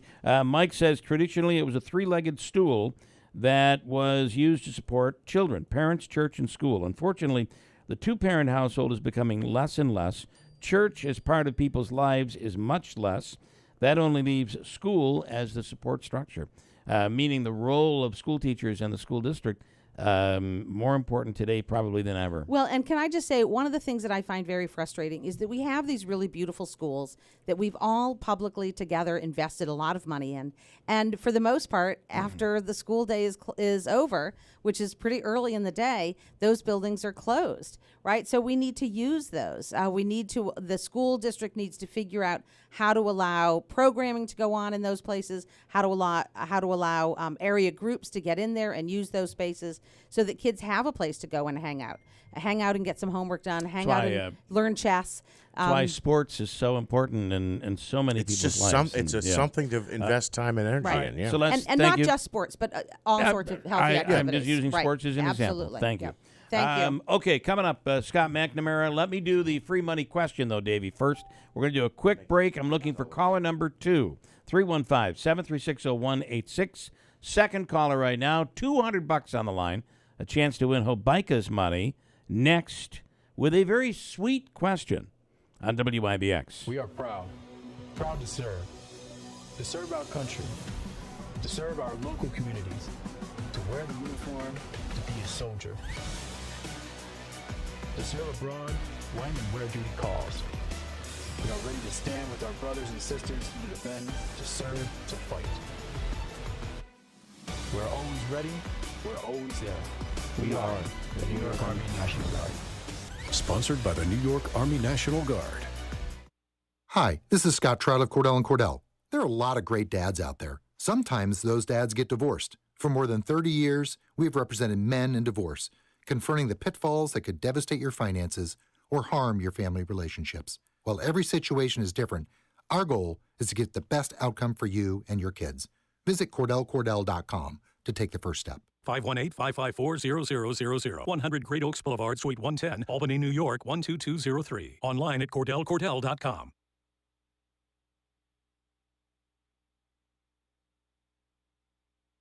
WIBX 950 and 106.9 FM. This is Keeler. All right, Scott McNamara is coming right up, the county district attorney. We're going to miss Scott when he's gone, I believe. Don't you think? Well, let's not say goodbye too early. Okay, all right, I'll just ignore it. Let me go with Joe right now. Who's going to take a shot, a sweet shot at winning our free money question of the day. Joe, good morning. Where are you calling from? Good morning. I'm calling from Port Leyden. Port Leyden, New York. All righty. Is this Yes, Fred? sir. Huh? Sounds like Fred. No. This is Joe. Okay. All right, Joe, are you ready? I am ready, sir. All right, here is your question. And I feel this is a great question for $200 that I feel like we're just going to give away the money today. Are you ready? Here it is. I am ready, sir. Philip Silvershine developed this candy bar that included nuts and raisins in the 1930s and used Wrigley Gum, the Wrigley Gum Company, to distribute it. What's the candy bar? Ready? Go. I'm going to have to go with the Chunky Bar because that's the only one I know that has raisins in it. Greatest chunky bar in the world. You're absolutely right. Winning. Wow, winning. As I said, that's a pretty, I feel like that was a gift this morning. It was. Next question. Totally. That's going to buy me a couple rolls of Skull. Okay. Beautiful. Match that up with your chunky bar, and you're good to go. Thank you, sir. Appreciate it so much. Joe, congratulations. Stand by. Davey's going to hook you up. All right? Thank you. Awesome. The chunky bar, one of my, I have many favorite chocolate bars, especially if I'm in the middle of a potential diet or, as I like to say, trying to be on a diet. Mm-hmm. You've been on the longest diet. I think I've known you for, 12, 13 years? I think you've been on one the whole time. I'll never go off it.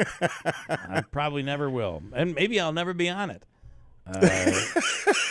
You really wonder. All right, let me go to District Attorney Scott McNamara, who's on the line right now. He knew the answer to that question. If I am correct, it is one of your favorite candy bars. I don't know about that. I'm a Reese's peanut butter cup guy. Oh, that's a good one too. Also one of my. Do you like the? I don't like the little ones they give out at Halloween and Christmas, but the big cups. Yeah. Now that's a Reese's peanut butter cup. Yes, I agree. Yeah, the originals. I like the originals. I do too. Okay. Obviously, what occurred on Saturday in Utica was alarming, but it is something that's happening all the time in Utica, just not necessarily outside a football game. And it's happening a lot, it seems, with younger males. How do we solve this, and how do we treat this case? If I knew how to solve it, I'd probably have a pretty big job for the federal government. I don't know. I can talk about what's going on in this case. So far, he was charged by the Utica Police. He was arraigned initially in cap court. Bail was set at $100,000 cash, $250,000 bond, $750,000 partially secured bond. Yesterday at 1:30, he appeared before Judge Randy Caldwell, and hearing was scheduled for the 14th, which is Friday. At that hearing, two things should happen. One, we have to prove by the standard is reasonable cause to believe standard that the crime that he's charged with was committed and he committed it. And after that, the court will then make a determination whether or not the case will go to family court or he'll be treated as an adult. My office has filed opposition to it going to family court, so we are asking for the hearing so that we can keep the case in adult court. It's not really adult court, it's called youth court. It's for adolescent offenders because he's between the age of 16 and 18. So when you're making this appeal to the court, it is not to family court. This goes to Utica City Court? No, it would go to grand jury. It would go from if we're successful on Friday, then the case would be referred to grand jury. But we have to win basically two hearings. So I guess my question was, who is the hearing on Friday in front of? Which judge? Oh, it's in front of Judge Caldwell. It is. Okay. So it starts in family court and then will potentially obviously, will we ever be in a position where, we've heard people say he should be tried as an adult. Will we ever get there based on laws in New York State? With this fact pattern, there's a very good chance. Obviously, that's a decision up to Judge Caldwell. But he's alleged to have committed a violent felony offense, and during the course of it, displayed or used a firearm. So that's one of the three ways that we can keep the case and basically treat him, as an adult in youth court. Which the biggest thing would be his name would be public, and it's a public trial. Right. Okay. Now, everything that's taken place in family court, which is not open to the public. So, and then obviously there's different. I mean, if you're treated as an adult, then there's punishment and sentencing that goes with it. Versus family court's more about rehabilitating a child who has lost their way or things of that nature. As you mentioned, the teenager's name has not been publicly disclosed. So with that in mind, can you shed any light? It was suggested maybe that he had earlier this year had prior run-ins with the law, felony level type charges. Can you shed any light on that? No, I can't talk about any prior involvement that he has. Even though it's we don't know who the person is? I would be inappropriate for me. It's always inappropriate for me to talk about anyone's prior criminal record or any brushes with the law that aren't already in the public domain by name, so I couldn't answer that question. I understand. Okay. Trying to, it's difficult. In this case, you're dealing with just think about it. You're dealing with somebody at the age of 16 years old. He has basically thrown away, most likely, a major part of his youth and the early part of his life. I mean, this is, and I don't understand why these kids can't see that there's the potential of destroying the rest of your life, or maybe even dying. Yeah, I totally agree. Unfortunately, some of the stuff that's come out of Albany is, we are not holding people responsible for what they do. And so whether you're talking about some of the raise the age legislation, or now we're talking about sealing everybody's records, and we're talking about a second chance and all these other things, certain people deserve it. Certain people change their life, and when they commit a crime at a young age, it's a foolish mistake. And hey, most of us have done those things as kids. I get that, but the thing is, when we're talking about violent felony offenses and we're talking about crimes that are against other people that are very violent, there has to be some responsibility for that, because what are we telling these young kids? Oh, do whatever you want. It doesn't matter, and I just think we just keep seeing it over and over and over again. And, I understand the logic behind raise the age. We should not ruin somebody's life over stealing a pack of cigarettes at the corner store. I think all of us understand that logic. But, these violent crimes, and we just completed a trial. Fortunately, it was a conviction where somebody that was a youthful offender, he's technically an adolescent offender is the right word for it, but and he was convicted of breaking into a house and attacking one young lady, and then ultimately breaking into another house and raping it on a lady that's a little bit older than I am. It's kind of hard not to call somebody older when they're around your age. Yeah. But so that was a public trial, and fortunately, that was a case that went through the system, and he was treated as an adult. And and maybe those messages will get out when they do the really, really bad cases, crimes, and they're held accountable. Maybe all we can hope is this will turn around a little bit. But what's sad is now we're watching sporting events get canceled. We're watching the school district kind of getting a black eye over this whole thing. And it's really too bad for the kids that go to that school and that are proud of their school, and the football players that work so hard all summer long. And then if it's anything like when I played football, you do double sessions and you work so hard. Some of them work all year long, working out, getting faster, getting stronger. And now this is overshadowing what could have been a very good season for them or whatever. And, so I mean, it's unfortunate for the students. It's just really, really terrible. Well said, Scott. Just one final question. Was the gun recovered yesterday? I know there was a search in parts of East Utica for backyards for that gun. You have to talk to the police department about that. I can't talk about the evidence. Okay, I understand.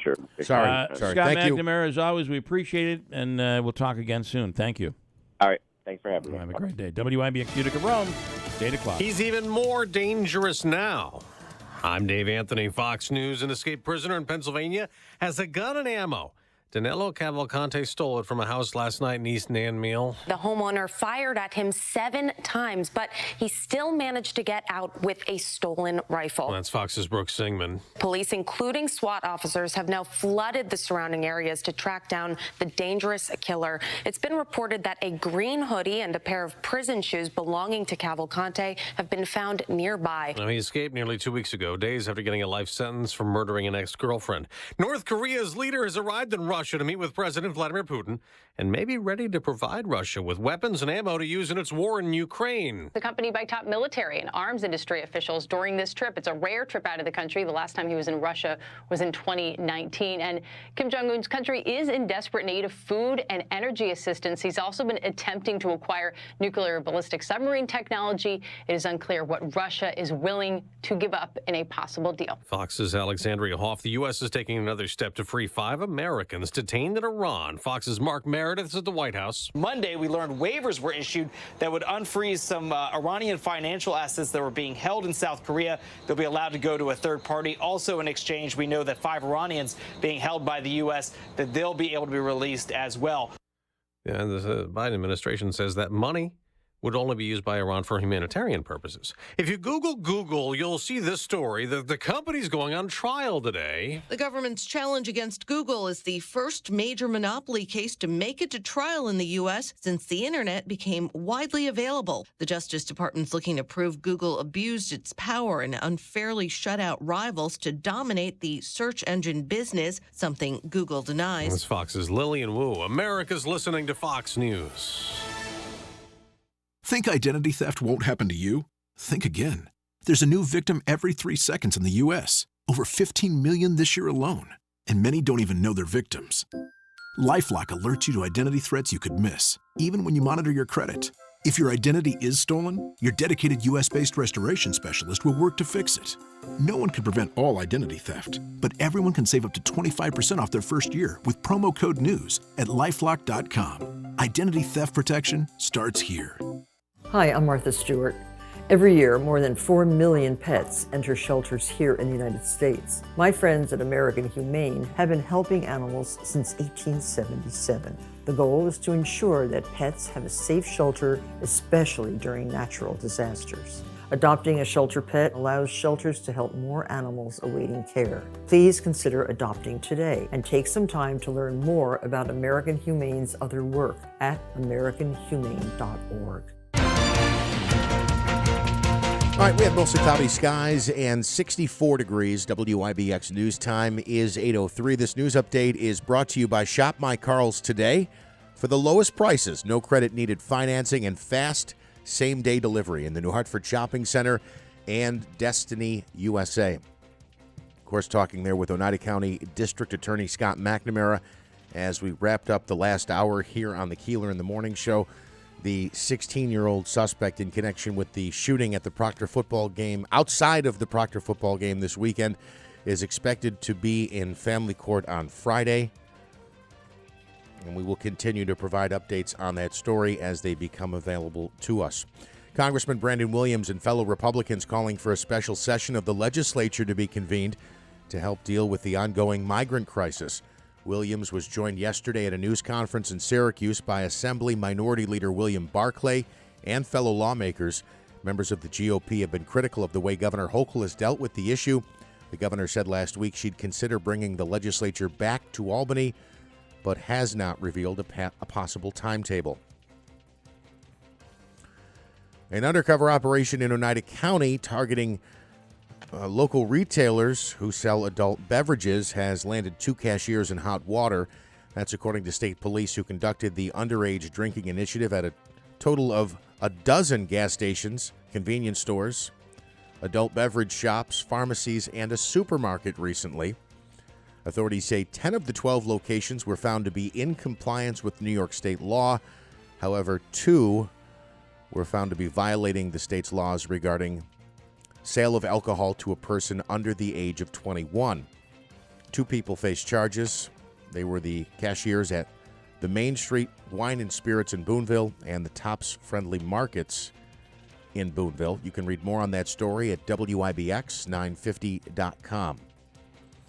And a multi-platinum recording artist is set to hit the stage at Turning Stone coming up in December. Aaron Lewis will be performing at the Turning Stone on Saturday, December 9th.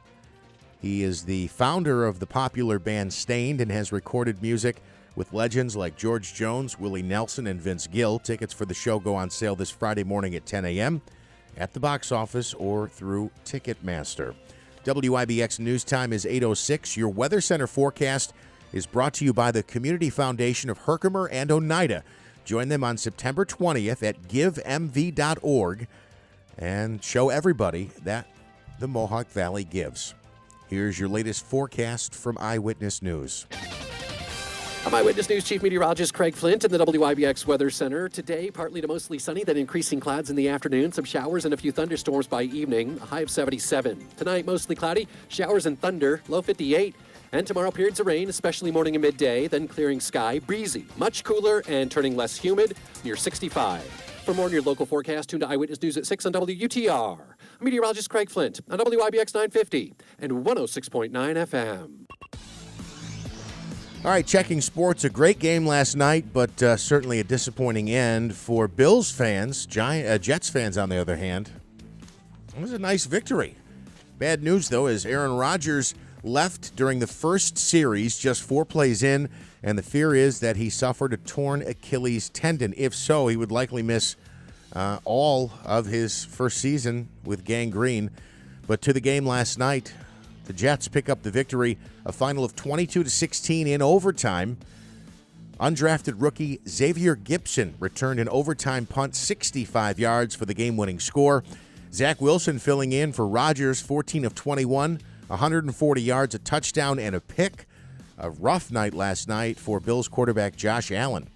236 yards, 1 touchdown, but 3 picks and a really unforced error in the fourth quarter, that fumble. Smitty, I don't know how. He just took his eye off the ball, and at some points, Allen kind of had that deer in headlights look on his face last night. Anyway, the Bills 0-1, the Jets 1-0. That is the cap to Week 1 in the NFL season. Some baseball yesterday. The Mets lost their series opener against the Diamondbacks, 4-3 the final. Yankees-Red Sox, they'll play a doubleheader today. They were rained out yesterday. 1:35 for your first game today, 7:10 for the nightcap. The Yankees will send Randy Vasquez to the mound against Nick Pivetta in Game 1, and Cutter Crawford for the Sox will pitch against Carlos Rodon in the nightcap. And one more thing here, NBA-related load management could become a thing of the past in the NBA. According to ESPN, the league is expected to pass more stringent rules and punishments to limit the resting of star players for nationally televised and in-season tournament games and instances of multiple All-Stars sitting out individual regular season games. A plan was recommended which would ultimately give the league authority for greater oversight over discipline for missed games and an ability to fine teams over $1 million for each instance for violating resting rules. The league's Board of Governors is expected to approve that plan on Wednesday. WIBX News Time is 8:08. Let me tell you for a second here about the Automotive Service Center. They're just down the road from us here on River Road in Marcy. Look, there's not a lot of places that I trust with my vehicle. I trust these guys. Jeff and his crew are outstanding. They're in a brand new state-of-the-art facility, again, just down the road on River Road in Marcy. If you let Jeff explain it, he says he can fix anything. Any kind of automobile, make, model, and even things beyond the automotive world. He's got a mind like that, a brain like that, where he fixes things, and his crew is the same way. I have to tell you a story. My mother has, I'm going to get this wrong, a 78, 79 Trans Am. She's had the car for like I don't know, since I was a baby. It may even predate me. I have pictures of me as a child in this gorgeous Trans Am. My mother doesn't drive it much, but she keeps it. It's like, it means a lot to her because she's had it for so long. She keeps it stored. And then every year she's got to do some work to it because it sits so much. I won't mention names, but ultimately that vehicle ended up at the Automotive Service Center in Marcy because Jeff can fix anything. A minivan, a sports car, new vehicles, old vehicles, you name it. She had to have the vehicle towed, so she towed it to a place where the guy said they were going to fix it. So she paid, she had it towed. The vehicle sat there for 3 days. Then they called her and said, we don't have anybody who can fix this. You're going to have to come pick it up. So then she had to have it towed again. I said, Mom, send it to the Automotive Service Center in Marcy. He'll do anything. They've done a great job with the vehicle. You don't want that to happen. You want to have a mechanic you can trust and someone who can fix all kinds of vehicles. Like I said, she had to pay out of pocket for the first tow. She got a little help on the second tow. But the Automotive Service Center in Marcy, they know what they're doing, and you can trust them. They got some great new technology down there that they use. The last time I was in there, I went and got tires. We're just winter's just around the corner. A couple weeks ago, I went and got tires. They pulled up right on the screen. The guy takes pictures with his cell phone of the tires. You can see the wear and the wear pattern, just so you know you're not getting raked over the coals here. And when you go in there, he'll say, look, this is what it looked like before. This is what it looks like now.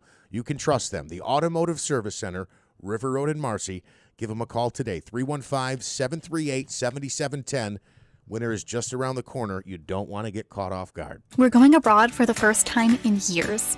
To Spain. But we don't speak Spanish. So we started using Babbel. And started learning Spanish fast. With Babbel, you can start having conversations in another language in just 3 weeks. Babbel's conversational method teaches you real-life words and phrases. And with Babbel's interactive bite-sized lessons, you'll remember what you learned. ¿Cómo te llamas? ¿Cómo te llamas? ¿De dónde eres? ¿De dónde eres? When you learn a language, you want to actually use it. Babbel is designed with that goal in mind. In just 3 weeks, we're starting to have conversations in Spanish. Estoy muy emocionado para ir a España contigo. Aw, he just said, I'm very excited to go to Spain with you. Nos vamos a divertir mucho. And that means we're going to have a lot of fun. Sí. Gracias, Babbel. Babbel, language for life. Celebrating 10 million subscriptions sold. Now try Babbel for free at Babbel.com. Just go to Babbel.com and start learning a new language today. That's Babbel.com. Babbel.com. Want to avoid extreme energy bills? Turn down your thermostat with the new Rude energy-efficient furnace. Smart folks just choose Rude for efficient heating equipment for your home and your budget. Get comfortable with Rude and call Tri-County Heating at 315-829-4100 or check out their website, tri-countyheating.com.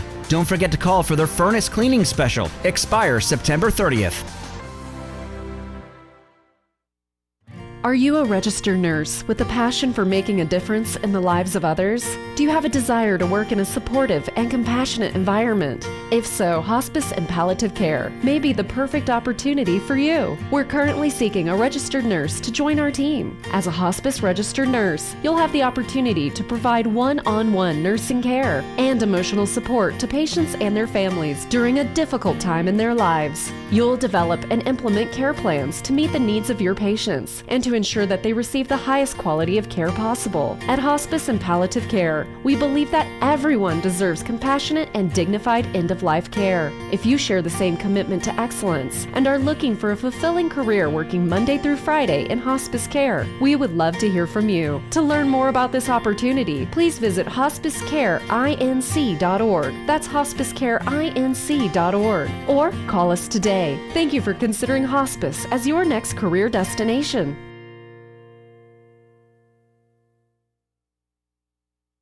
Think identity theft won't happen to you? Think again.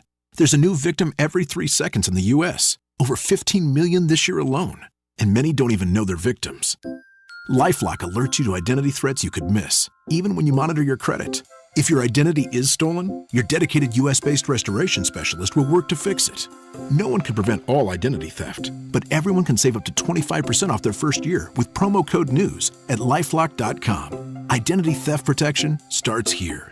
Paid for by government.com. Have you heard? Morgan's silver dollars are back for 2023. For the 100th anniversary, the U.S. Mint released the first legal tender Morgans in 100 years. They sold out instantly. Now, Morgan's silver dollars are back in 2023, minted in 99.9% pure silver, but only 275,000 coins were minted, and they will go fast. The entire market and experts agree this is a big deal and an amazing opportunity for both coin and silver buyers. Just call 1-800-973-9717 and you are guaranteed a 2023 brand new uncirculated 99.9% pure silver Morgan dollar. But with limited quantities, you must call now. To learn more, call 1-800-973-9717. Plus, you'll receive a free bonus Patriots pack, new and improved, a $25 value free with every order. Call 1-800-973-9717 now to secure your new 2023 Morgan silver dollars before they are gone. That's 1-800-973-9717.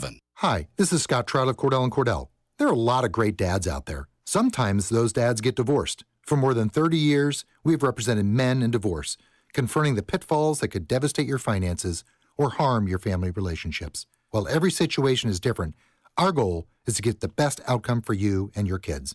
Visit CordellCordell.com to take the first step. 518-554-0000. 100 Great Oaks Boulevard, Suite 110, Albany, New York, 12203. Online at CordellCordell.com. Hey, River Hills Properties is the fastest growing real estate company in central New York. Nobody sells homes like River Hills. 15 years ago, nobody knew the name River Hills. It was Bill and Robin, one listing agent, and that was it. Today, over 30. And they're the #1 real estate agency that is independent in all of central New York, and #2 when it comes to the big chains. It's River Hills Properties, and it's all about the services they provide, the extra things they do to assist you in selling your home and also prepare you to be able to answer questions of any potential buyer. They have offices in Barneville, Little Falls, and Utica and service all of upstate New York. Online, it's riverhillspropertyllc.com, and you can call them at 315-896-1009. You know your listing agent will be there every time your house is shown, no matter what the selling price. You'll have someone there representing you. People will not be walking through your home without representation. It's a big deal for a lot of people. Nobody sells homes like River Hills Properties. WIBX 950 and 106.9 FM. This is Keeler. And the official coffee of the Keeler in the Morning radio program is Daylight Donuts in New Hartford. Chuck at Daylight says that they are looking for, just like everybody else, they're looking for help. If you want a part-time or full-time job, they're looking for counter help at Daylight Donuts. Fresh bagels and donuts every single day. The best coffee. It's Seattle's best, and that drive-through is lightning fast. It's Daylight Donuts in New Hartford. Manaski. I have a theory on, and Davey, you can come into this as well if he's in there. Is he in there? Oh, yeah. Yes, yes. I have a theory on the Bills last night. I thought Josh Allen looked out of sorts. Obviously, how did you say it? He looked like a deer in headlights. Yeah, I kind of feel that way. But I wonder if, he's constantly a good example was when he would drop back into the pocket and get in trouble.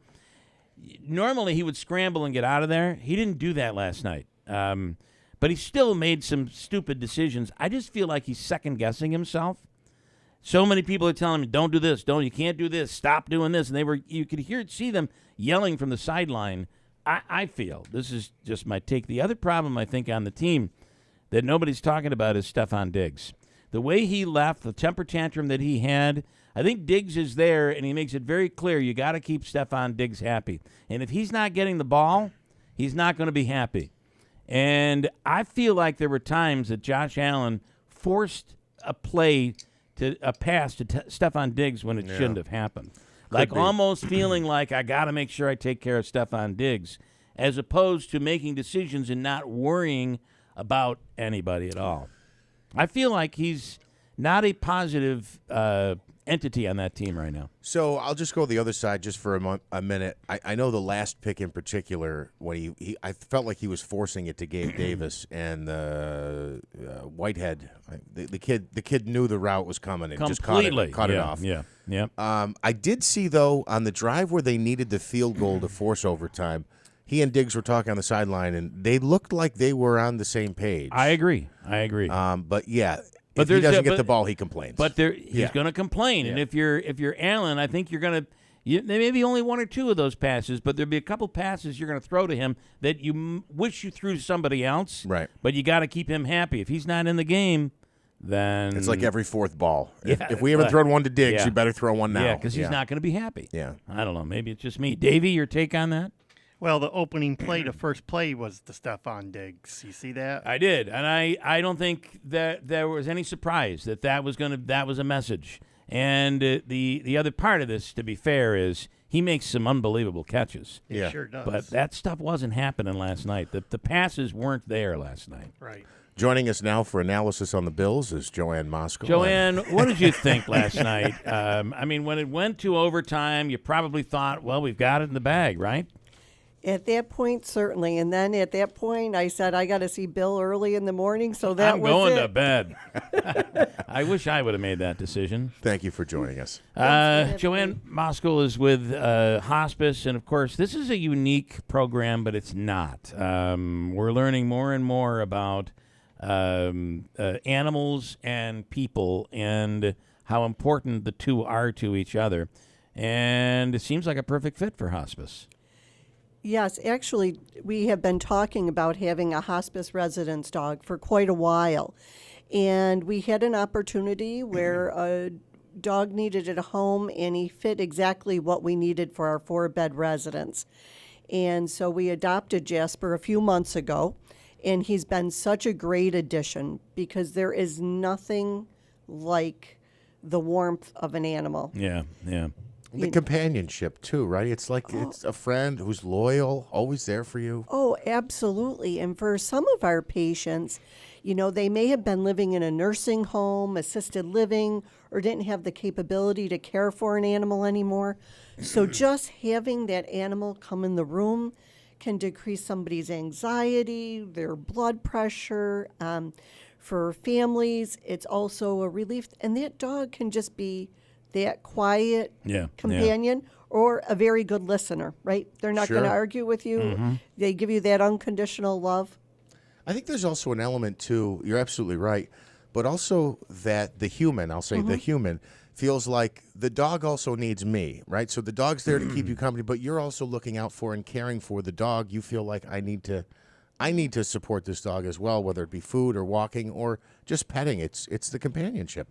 And, we have people who say, I'd love to volunteer for hospice, but, I know I just couldn't do that directly with patients. Yeah. And I'm not interested in doing office work. But, you tell them you got an opportunity to come help us out to provide some companionship to the dog, to Jasper, to take him for a walk. And we have beautiful, beautiful grounds at hospice. And it's been wonderful. And actually, a friend of ours was the first to volunteer, Elaine, and she took right off with it. And now other people are saying, hey, this is something I think I can do. Well, we know Elaine is an animal protector. We've seen it here in the building. So she protected me one time. It was yes.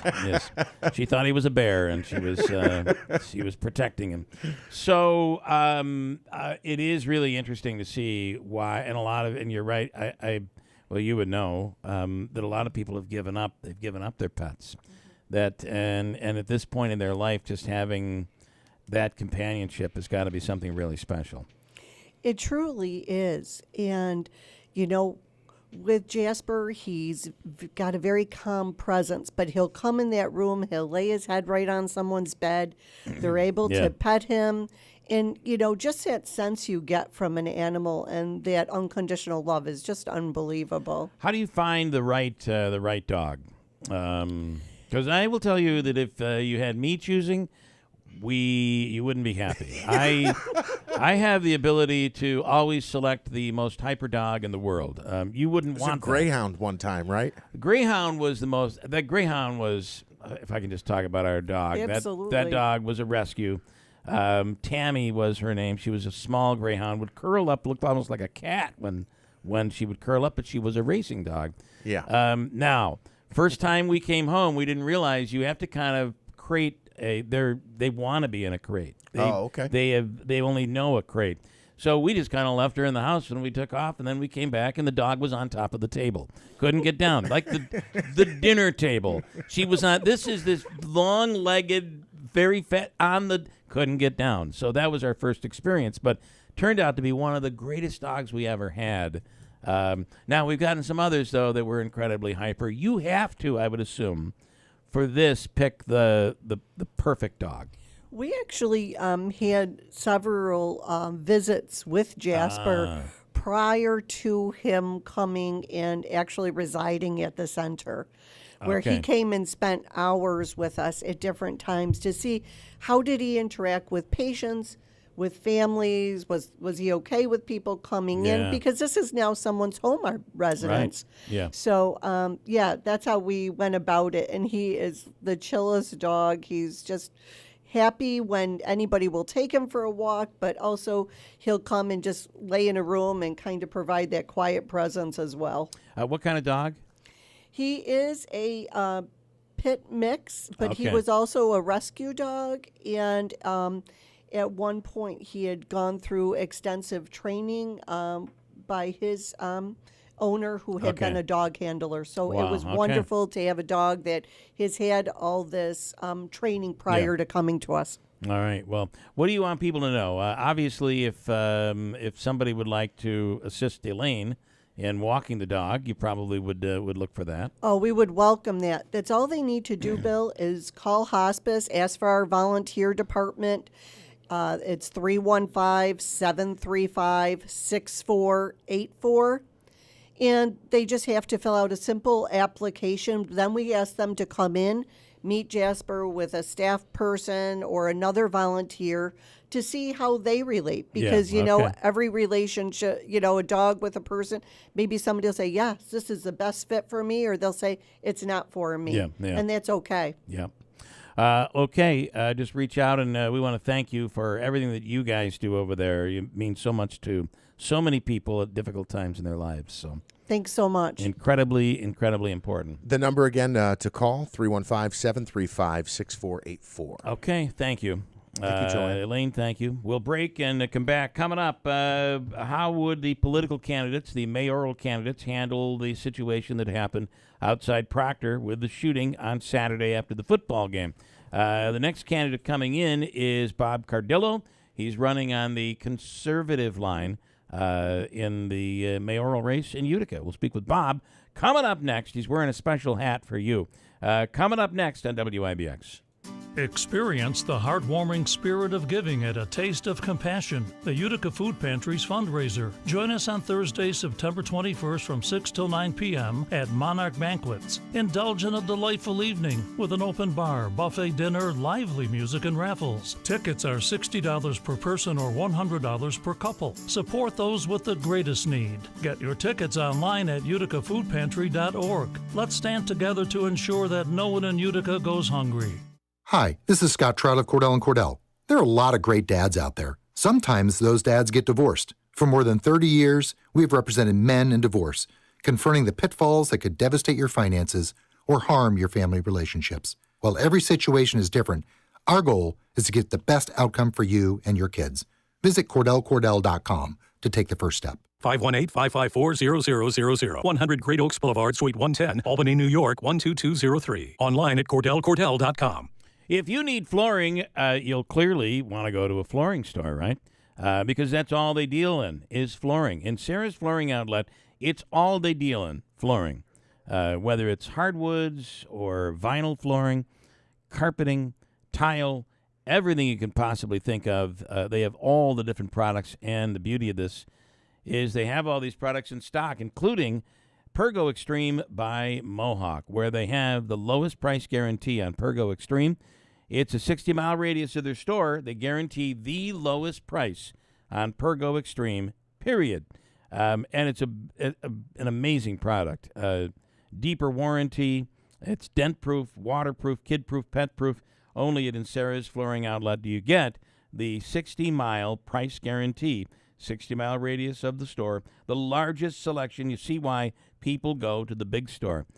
You can shop online. You can shop in-store. Online, get a $50 off coupon. Go to InSarah'sFlooringOutlet.com. 6 months interest-free financing right now. in Sarah's Flooring Outlet, Route 49 Plaza, River Road, Marcy, and online at sarahsflooringoutlet.com. The Angie's List you know and trust is now Angie, and we're so much more than just a list. We still connect you with top local pros and show you ratings and reviews, but now we also let you compare upfront prices on hundreds of projects and book a service instantly. We can even handle the rest of your project from start to finish. So remember, Angie's List is now Angie, and we're here to get your job done right. Get started at Angie.com. That's ANGI, or download the app today.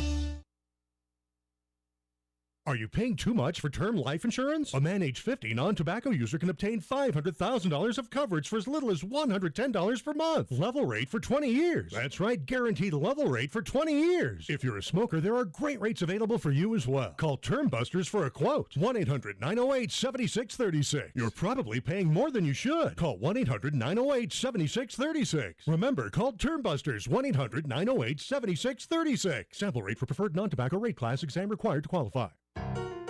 Go green, they say. But how? Start with your biggest investment, your home. Invest in the future with a new water furnace geothermal heating and cooling system by City Suburban. We at City Suburban have converted hundreds of customers to green energy to heat and cool their home. And we can do the same for you. Now is the best time with the New York State Clean Heat Energy Program, where you can save up to $12,000 while funds are available on your water furnace geothermal system, plus a 30% federal tax credit. They say go green. We say go Geo. Hi, this is Chris from City Suburban. There's never been a better time than ever to go green. With the New York State Clean Heat Energy rebates and federal tax credit, you can save thousands on the installation, plus save for years to come on energy costs. And like always, every installation comes with City Suburban's POMG. That's peace of mind guaranteed. Call us today at 853-3899. That's 853-3899. Or visit us at citysuburban.com for more information. If you need concrete, it's Brank Construction. Brank does concrete, and nobody does a better job. They'll get the job done right on time, and for the right price. Concrete driveways, sidewalks, foundation repair, chimney repair, stairs, cellarway, basement floors, garage floors. If it's masonry work or concrete work, call Brank Construction today. They have you covered. 315-894-3481. You can get on the list. There's plenty of time to pour concrete before the snow flies. 315-894-3481. Brank Construction. 315-894-3481 for concrete work. WIBX 950 and 106.9 FM. This is Keeler.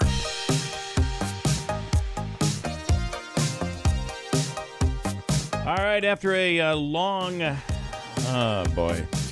A long night of football action.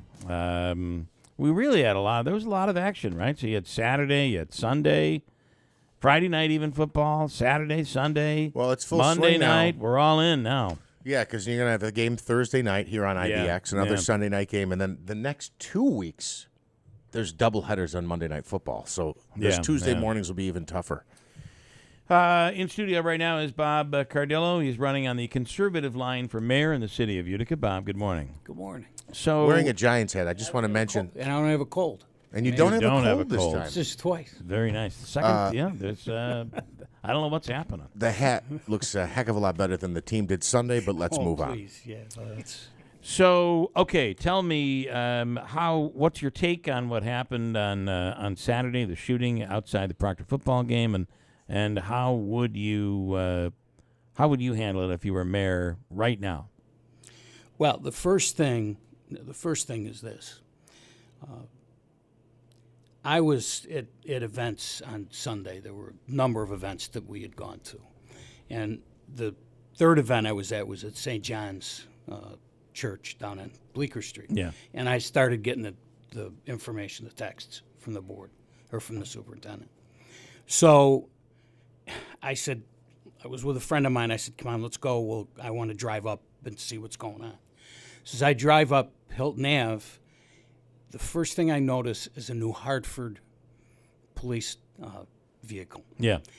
And I'm like, wow, this is terrible. Then I see the sheriff, and then our, obviously, Utica police. Is this on Saturday? This is okay. Saturday. This on Saturday, right? Okay. Right after this happened. Right. And I couldn't get through. I mean, I said something to one of the police officers. I said, I'm on the board, and having worked with first responders in a lot of instances in my career, I'm like, the last thing they need is me trying to go in there. Yeah. So anyway, I went in and out of the streets because I kind of followed this New Hartford police officer who was going up and down all these streets, obviously looking for the perpetrator. Yeah. All I thought about was, this happened at our school, which is horrible. Horrible for the kids, horrible for the parents, horrible for everybody. But this is a community issue. This is not just happening outside of Proctor High School. This is happening everywhere. Yeah. I mean, shots fired. As you know, I did the ride-along several months ago. And every time you turn around, and I remember Scott was on earlier, and I remember being in an event with him, and he basically said it's a daily occurrence in Utica. So I think what we need to do, first of all, is recognize that there absolutely is an issue. Don't react to what happens. Let's recognize that there's an issue. And I've been talking about this through the entire campaign, that I believe crime's the number one issue. And we need to focus on how we can make sure that these people that are perpetrating crimes are going to be punished. I think that's one of the real problems, because it's almost as if they do these things, and I know they may be coming from difficult home lives or whatever, but yet there still has to be some kind of deterrent. And the deterrent isn't going to be, well, we'll let you, we'll let you walk. I mean, New York State has made that kind of easy. How do you do that? Yeah. How do you handle that as mayor, though? Well, I think you've got to put people on notice. And I mentioned Jerry Jennings in Albany. When Jerry Jennings was mayor of Albany, there's an area there called Arbor Hill. And during that period of time that I was working in Albany, Jerry Jennings would go through Arbor Hill with a bullhorn, basically telling, folks, hey, don't fool around in this area in Albany, because we're not going to deal with it. Yeah. I mean, he'd go have his police go after all of these folks that had the sneakers hanging, because that's supposedly where drugs are. I think on the telephone on wires. The telephone wires and stuff. Is that really? Is that? I have heard that before. I don't know if that's true in every case, but I have heard that. Yeah, it's Reddit. I believe it means there's some kid that doesn't have sneakers anymore. And there's definitely means something attached to it. But I think there has to clearly be an awareness that we recognize that it's a problem, and that we're going to do this. This is going to be a zero-tolerance community, and if you do something bad, you're going to be punished for it. The other thing, too, is that how do you do that when your own DA is saying our hands are tied based on these laws? Well, part of it has to be that there has to be a coalition of mayors and going to Albany and saying, look, we can't deal with this anymore. Yeah. And here's the other big issue that comes up with this. Okay, we're all excited about the growth opportunities that are going on, and that's not a secret. Downtown's doing well. Things are happening. Wolf Speed. Guess what? That could all end if people think that this community is a community riddled with crime. Yeah. And I understand we made Fox News. And this stuff starts going out. People look at that and they're not going to be happy. And the other thing is, too, this is now in our neighborhoods. I've been stressing all along. It's neighborhoods. Yes, it happened after a football game, but it could happen anywhere, and it could happen in another football stadium. Well, it is. Here's the other part: isn't it happening everywhere? Yes, every day. It's absolutely. just this one got the attention because it happens to be at a school. A security guard was shot, and it happened to be at a school. And God bless him. Yeah, and I got to tell you, our district, our superintendent, interim superintendent. They did a fantastic job. They really, and I commend the police for doing a fantastic job. So you can't blame the police for this or anybody in particular for what happens. It's a culture that needs to be exterminated. And I use that word. The culture is horrible. Yes, we need to help these young kids get into programs. It's not just kids. Right. I mean, hell, there was a drive-by shooting on Bleecker Street a few months ago that went into one of the lawyers' offices, almost hit one of the lawyers that's in his office on the corner of 3rd Ave and Bleecker. I'm on Culver Ave. I hear shots fired on Rutgers Street about 3 blocks down. When are we going to recognize that it's an issue and we have to do something dramatic about it? And I think being a leader and taking advantage of it, and let's not make excuses for these people that are committing the crimes. The other thing I didn't know, and I understand that there's a parental responsibility ordinance in Utica that was affected back in 2008. Use it.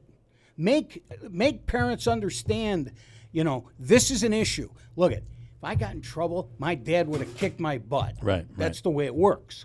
And I understand people have 2 jobs. Families have 2 jobs.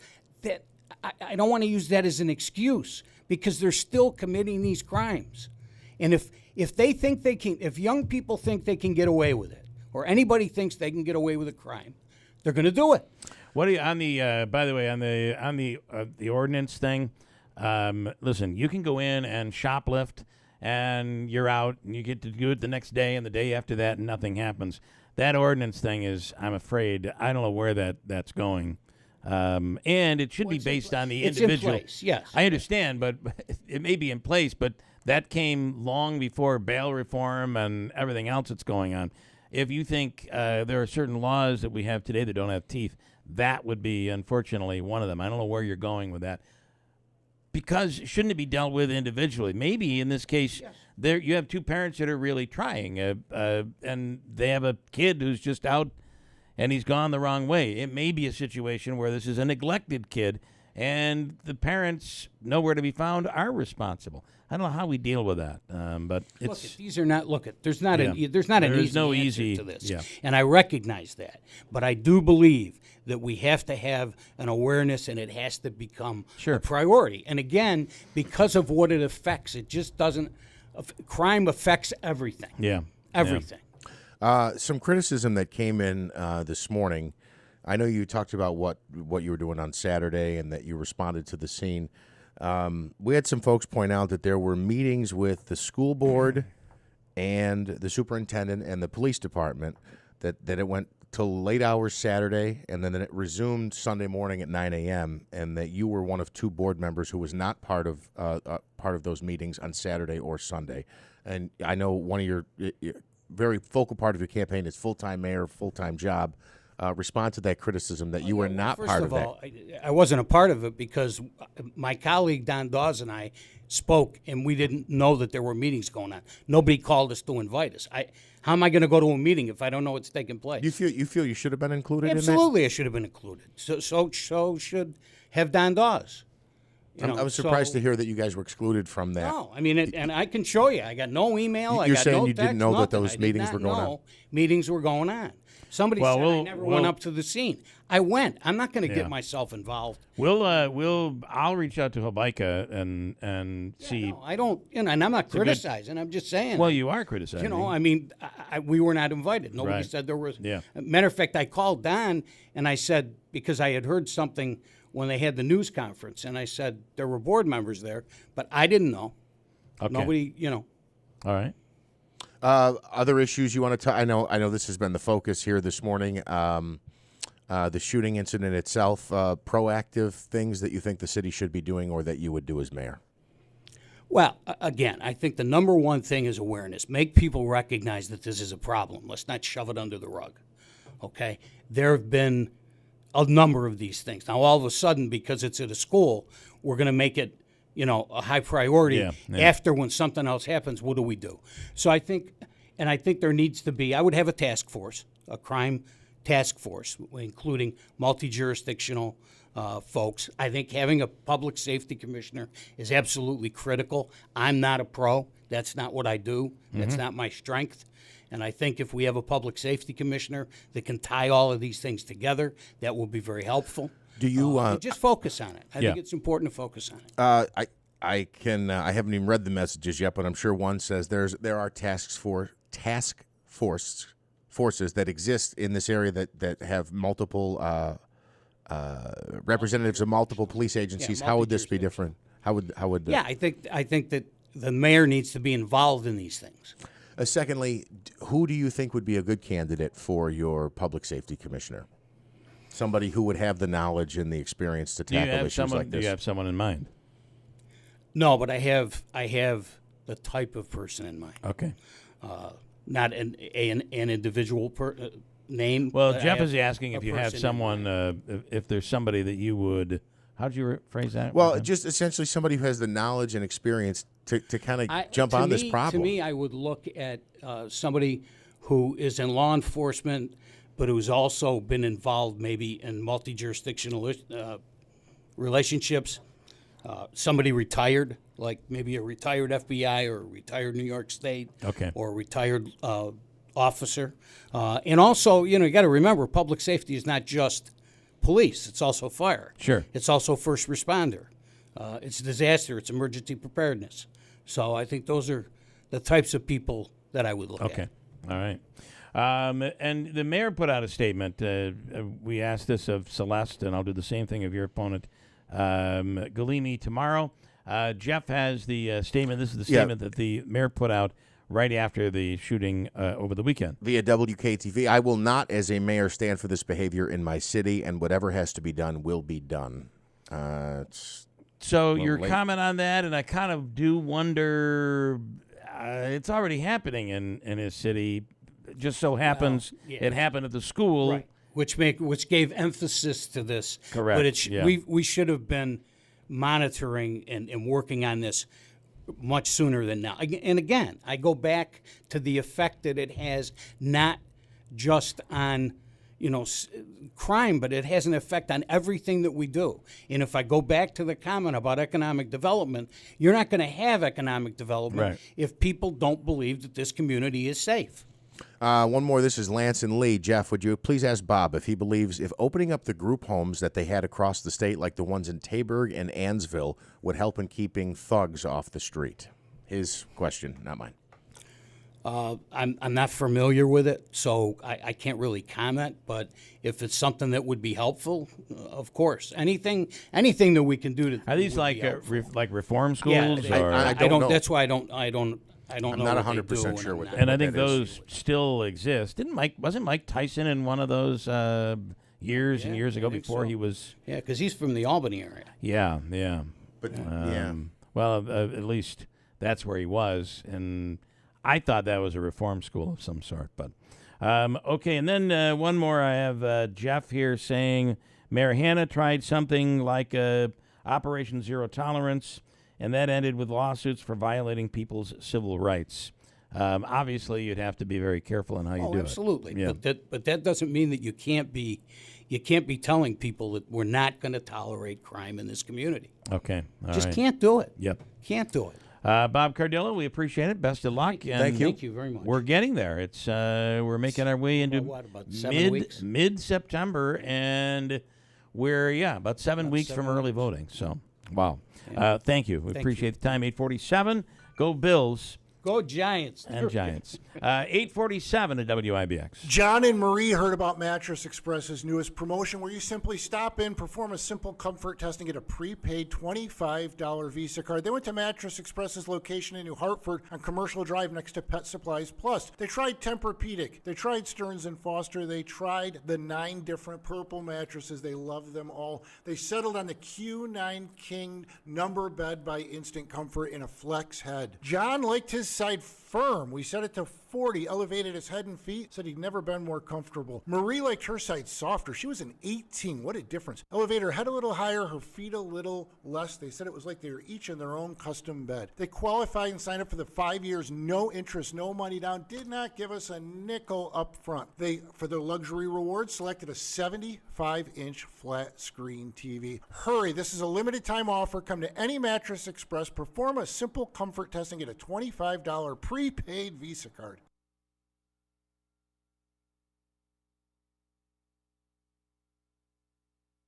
WIBX 950 and 106.9 FM. This is Keeler. Fred F. Collins & Sons, portion of the program brought to you by Fred F. Collins & Sons, heating, cooling, and insulation. Been in business for over coming up on 90 years, I believe. And there's nobody that does it better than Collins. Right now, as you're heading into the fall and getting ready for winter, you might want to think about a home energy audit. They'll come in, and we had this done at our home. Ryan was our guy, and they come in and they'll assess your home, how it was built, the appliances you have, the insulation you have, et cetera, and work with you to come up with a solution and to see where you might be losing your money, where the money is going out the door or out the window or through the walls. It is Fred F. Collis & Sons. Reach out today. There are plenty of rebates as well that you could take advantage of, and incentives from New York State. They certainly want people to have a very efficient, energy-efficient home.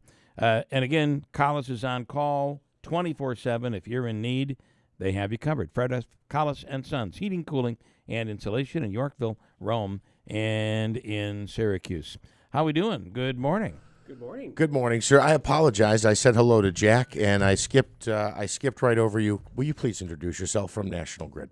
Absolutely. Rich Fox, National Grid, customer and community. All right, Rich, I don't know which mic I'm going to get. We've got dual mics on you over there, so pull this one nice and close, and it's good to see you. How are you? Excellent. How are you guys today? Good. So let's talk. I'll let Jeff take the first one here. Yeah. So National Grid is doing a day of service. Am I categorizing that correctly? And talk about what it is that you're supporting. Yes, day of service. So our Project C initiative, Project Community, year-round we do volunteer events, but in the fall for the last 3 years, this will be our third year, we do an initiative to get a lot of people within our operations department out in the community volunteering. It started off with a day of service, and this year we've actually, with all the logistical constraints, with having so many opportunities, it's now going to be a week of service this year. So we have multiple events throughout our jurisdiction across New York with 2,500 employees and 200 separate events. One would say Wow. you guys are all about days of service. The minute there's a storm, the minute there's, I have friends that have worked for National Grid for years, and when things go bad, you guys are out there. Our folks really love the challenge of Yeah. getting out and taking on the challenge and head to the storm and make things right, fix it, and get the community back energized. Wherever it might be, as a matter of fact, throughout the state. So talk about some of the service events that you're talking about here. So today we wanted to highlight the Feed Our Vets program here in Utica. We have folks going to go out to the agency tomorrow to help stock the shelves. They'll also help any individuals that come in for deliveries. They'll load their cars and assist in any way that the agency needs our folks to help out. So we'll be there assisting with those type tasks. Why is this important for a company like a utility, National Grid?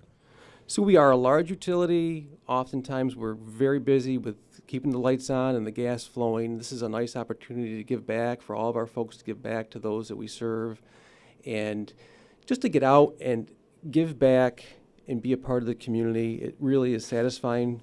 Our folks are very field-driven, hands-on, and they enjoy these activities to be out and about and helping out when giving back. Over 2,500 members, and as you mentioned, 200 events. Are you asking the community for anything? Are you still looking for events that you can pitch in on, or maybe in the future that you can be a part of? What is it you'd like the community to know about this, and how can they assist in any way? We're always looking for new opportunities. This particular year, for the week of service, we do have our docket is full, and we have, there's quite a bit of logistics ahead of time to work out getting the number of employees we need, the type of activities. So those things for this year are all set up. Future, we're always open and love to hear of other opportunities where we can go out. And as I mentioned, there's also times throughout the year, not just this one annual event that we go out. Oftentimes there's Earth Day, there's other opportunities, Build a Bed, we were very active with here locally. So we're always love to have ideas and add that and fold that into the cause. And then talk a little bit about Feed Our Vets, if you could. Why was the organization chosen? We know Rich Sinek pretty well. He's been on the program before. Why do you think that's an organization that your members want to support? So the Project C team that is really tasked with coming up with entities to partner with had a strong relationship in the Syracuse market. And earlier this year, National Grid donated $10,000 for cards to donate to their members for needs that they have. And that relationship has grown, and then the opportunities became available in the Mohawk Valley. And just we saw that we have a lot of vets that work for the company. We have 700 vets working. We have about 100 active employees that are either in the Reserve or National Guard. So it's an organization that we felt was a good match. Can I ask you something that's completely off topic, just a little bit before we let you go? Because it just happened at my door yesterday. Through deregulation, all of a sudden we got all of these. Sorry, I have to bring this up because they were knocking on my door yesterday, and this was brand new. I've never seen this before. And so you can tell me if it's a scam or what your thoughts are. Because I got involved in the Ambit thing, and that didn't end well for us. So this was different. This was a solar fee, and she had a bill out, and she had it circled, and she said, see, you're familiar with a solar fee on your bill. Now, I wasn't. And they wanted to, I don't know, sell us something. We were to sign up for something. You got to be careful because sometimes you're signing up and you're handing everything over. With Ambit, when we did that, which was for delivery, I believe, delivery of the energy, all of a sudden our prices skyrocketed. We were paying far more than we would have paid had we stuck with National Grid. Your take on this wonderful thing called deregulation and all of this stuff? Okay, yes, I agree. Be very careful. With deregulation, you do have the ability now, there's a delivery portion of your bill, right, and there's a supply. And you have the option of selecting someone other than National Grid for the supply component. Yeah. Clearly, the delivery, we have the lines on that, so you're stuck with us for the delivery. Right. Which is why they can honestly say to you, we work with National Grid, because they have no choice. Yeah. However, I'm not sure these are companies that are endorsed by National Grid. You definitely want to look closely at the terms and conditions and understand the contract, the pricing structure, and how things are going to, and how the duration and what you're getting yourself into. Any kind of contract. It always sounds a little fishy when they say this is just free money. You're gonna get a check back for this solar fee that you've been paying for. Have you ever heard of that? I have not, but I tend to agree that is. There was suspect. a whole group that hit the street yesterday. And we were, and I just, obviously, I told him I didn't know how to write, so I couldn't sign my name. She said you could just put an X. I'm like, no, I'd rather not. So, but beware of these things. You agree with that? Absolutely. Yeah. And there's a lot out there. It seems like there's only more and more every day. They're popping up, yes. We want to say thanks again to Rich Fox with National Grid. Again, it's National Grid Project C's Week of Service. More than 2,500 volunteers from across the state donating their time, and many will be tomorrow helping out with Feed Our Vets. So thank you, and hats off for all that you guys do. Good stuff, and thanks for the advice. Absolutely. All right. Take care. 8:57, that'll be it for us back here tomorrow morning. Enjoy your day. Here on Tuesday, one more item. I'm sorry. I just wanted to address something. We did hear from a board member. This gets to the issue with Bob. When we talked to Mr. Cardillo, I asked him, because we see the banners that say full-time job, full-time mayor. He was getting some criticism via our app this morning. This is over not showing up at the special meeting at night? That there was a meeting, and they went till like 9 o'clock at night, and then they resumed at 9 o'clock Sunday morning, and that he and Mr. Dawes were not part of those meetings. Bob said he never got an invite or a call and was not aware of that. I was told here... Is this a board member? This is somebody, yes, involved. I'll say that they are involved here. There was no official meeting. Board members went to the field to help and see what they could do.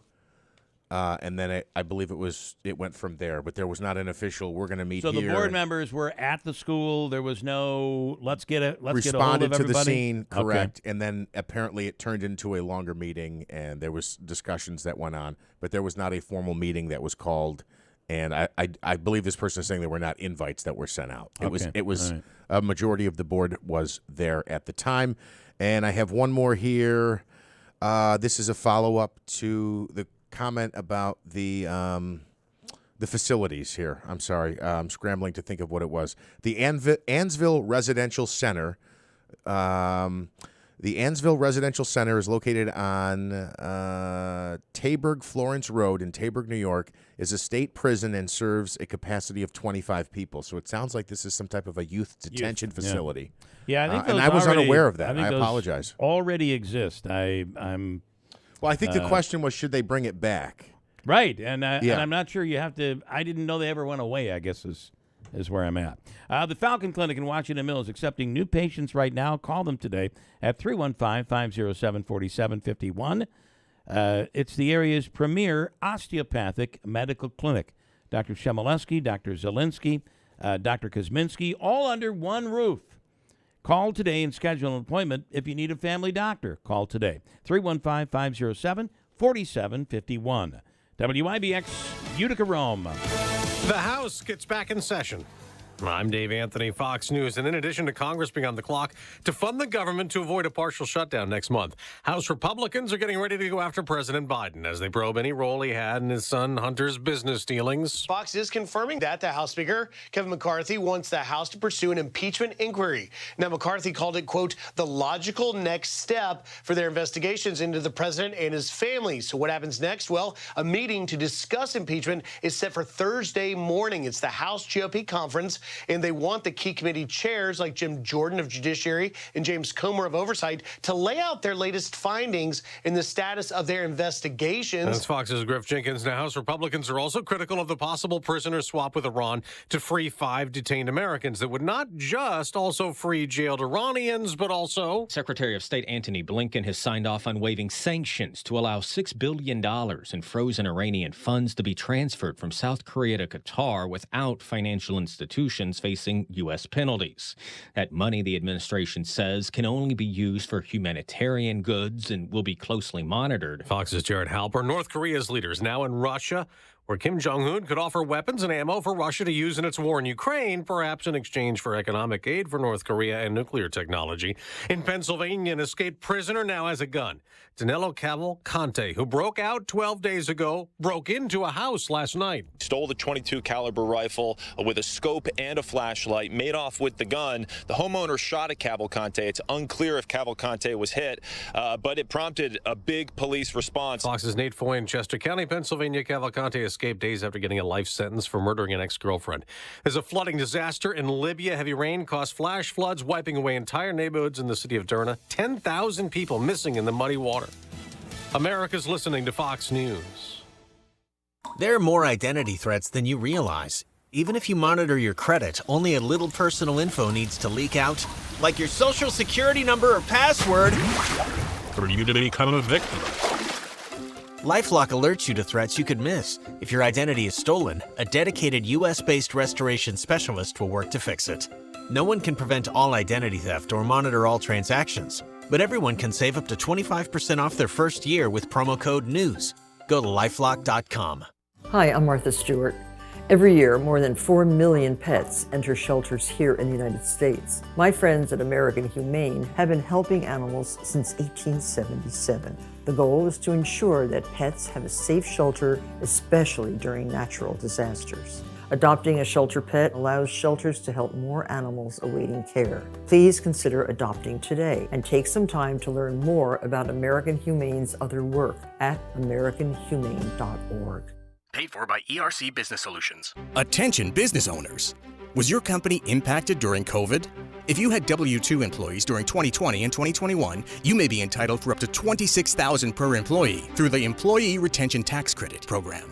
This is not a loan. You do not have to pay this back. The IRS paid back billions already. We've helped thousands of businesses just like yours, so let us help you. At ERC Business Solutions, we make it simple. We do it all for you, so you won't have to worry about the complex application process. There's absolutely no risk. If you don't get paid, we don't get paid. Most businesses do qualify, even those with no decline in revenues or those that already got PPP. Find out how much you can claim. There's no cost or obligation. A team of ERC specialists are awaiting your call. Call now at 888-449-3604. Get up to $26,000 per employee. Call 888-449-3604. 888-449-3604. At EasyCater, we get it. Ordering food for work means you have to deal with this. Client meeting on Tuesday. Client wants Taco Tuesday. 19 people. Need vegan options. Our budget just got slashed. Meeting is now Monday. What about Mediterranean? Client still wants taco. Claire has a nut allergy. Gluten-free. Under Sauces, budget. flavored sodas. Is there vegan tacos? We need vegetarian, vegan, kosher, tacos. Tacos for a client meeting? Just use EasyCater. Food for work delivered on time as ordered with a huge variety. 100,000 restaurants, one platform. Order 24/7 at EasyCater.com. Hi, this is Scott Trout of Cordell & Cordell. There are a lot of great dads out there. Sometimes those dads get divorced. For more than 30 years, we've represented men in divorce, confronting the pitfalls that could devastate your finances or harm your family relationships. While every situation is different, our goal is to get the best outcome for you and your kids. Visit CordellCordell.com to take the first step. 518-554-0000. 100 Great Oaks Boulevard, Suite 110, Albany, New York, 12203. Online at CordellCordell.com. Paid actor portrayal. I didn't see it coming. Life can be so unpredictable. After losing my dad, it made me think about my family if something were to happen to me. The mortgage, car payments, and all the other bills. Even things like our annual summer vacation would be out of reach. I had heard about life insurance through Ethos and how easy it was to get coverage. They were right. I knew it was time to stop putting it off and get life insurance right now. I got on my computer and went to ethoslife.com. In just 10 minutes, I was covered. And boom, family protected. Thanks to Ethos, my family won't have to worry about the bills if the unpredictable happens to me. Ethos, fast and easy online term life insurance. Up to $2 million in coverage with no medical exam. Some policies as low as $1 a day. Answer a few health questions and get your free quote at getethos.com. That's GETETHOS.com.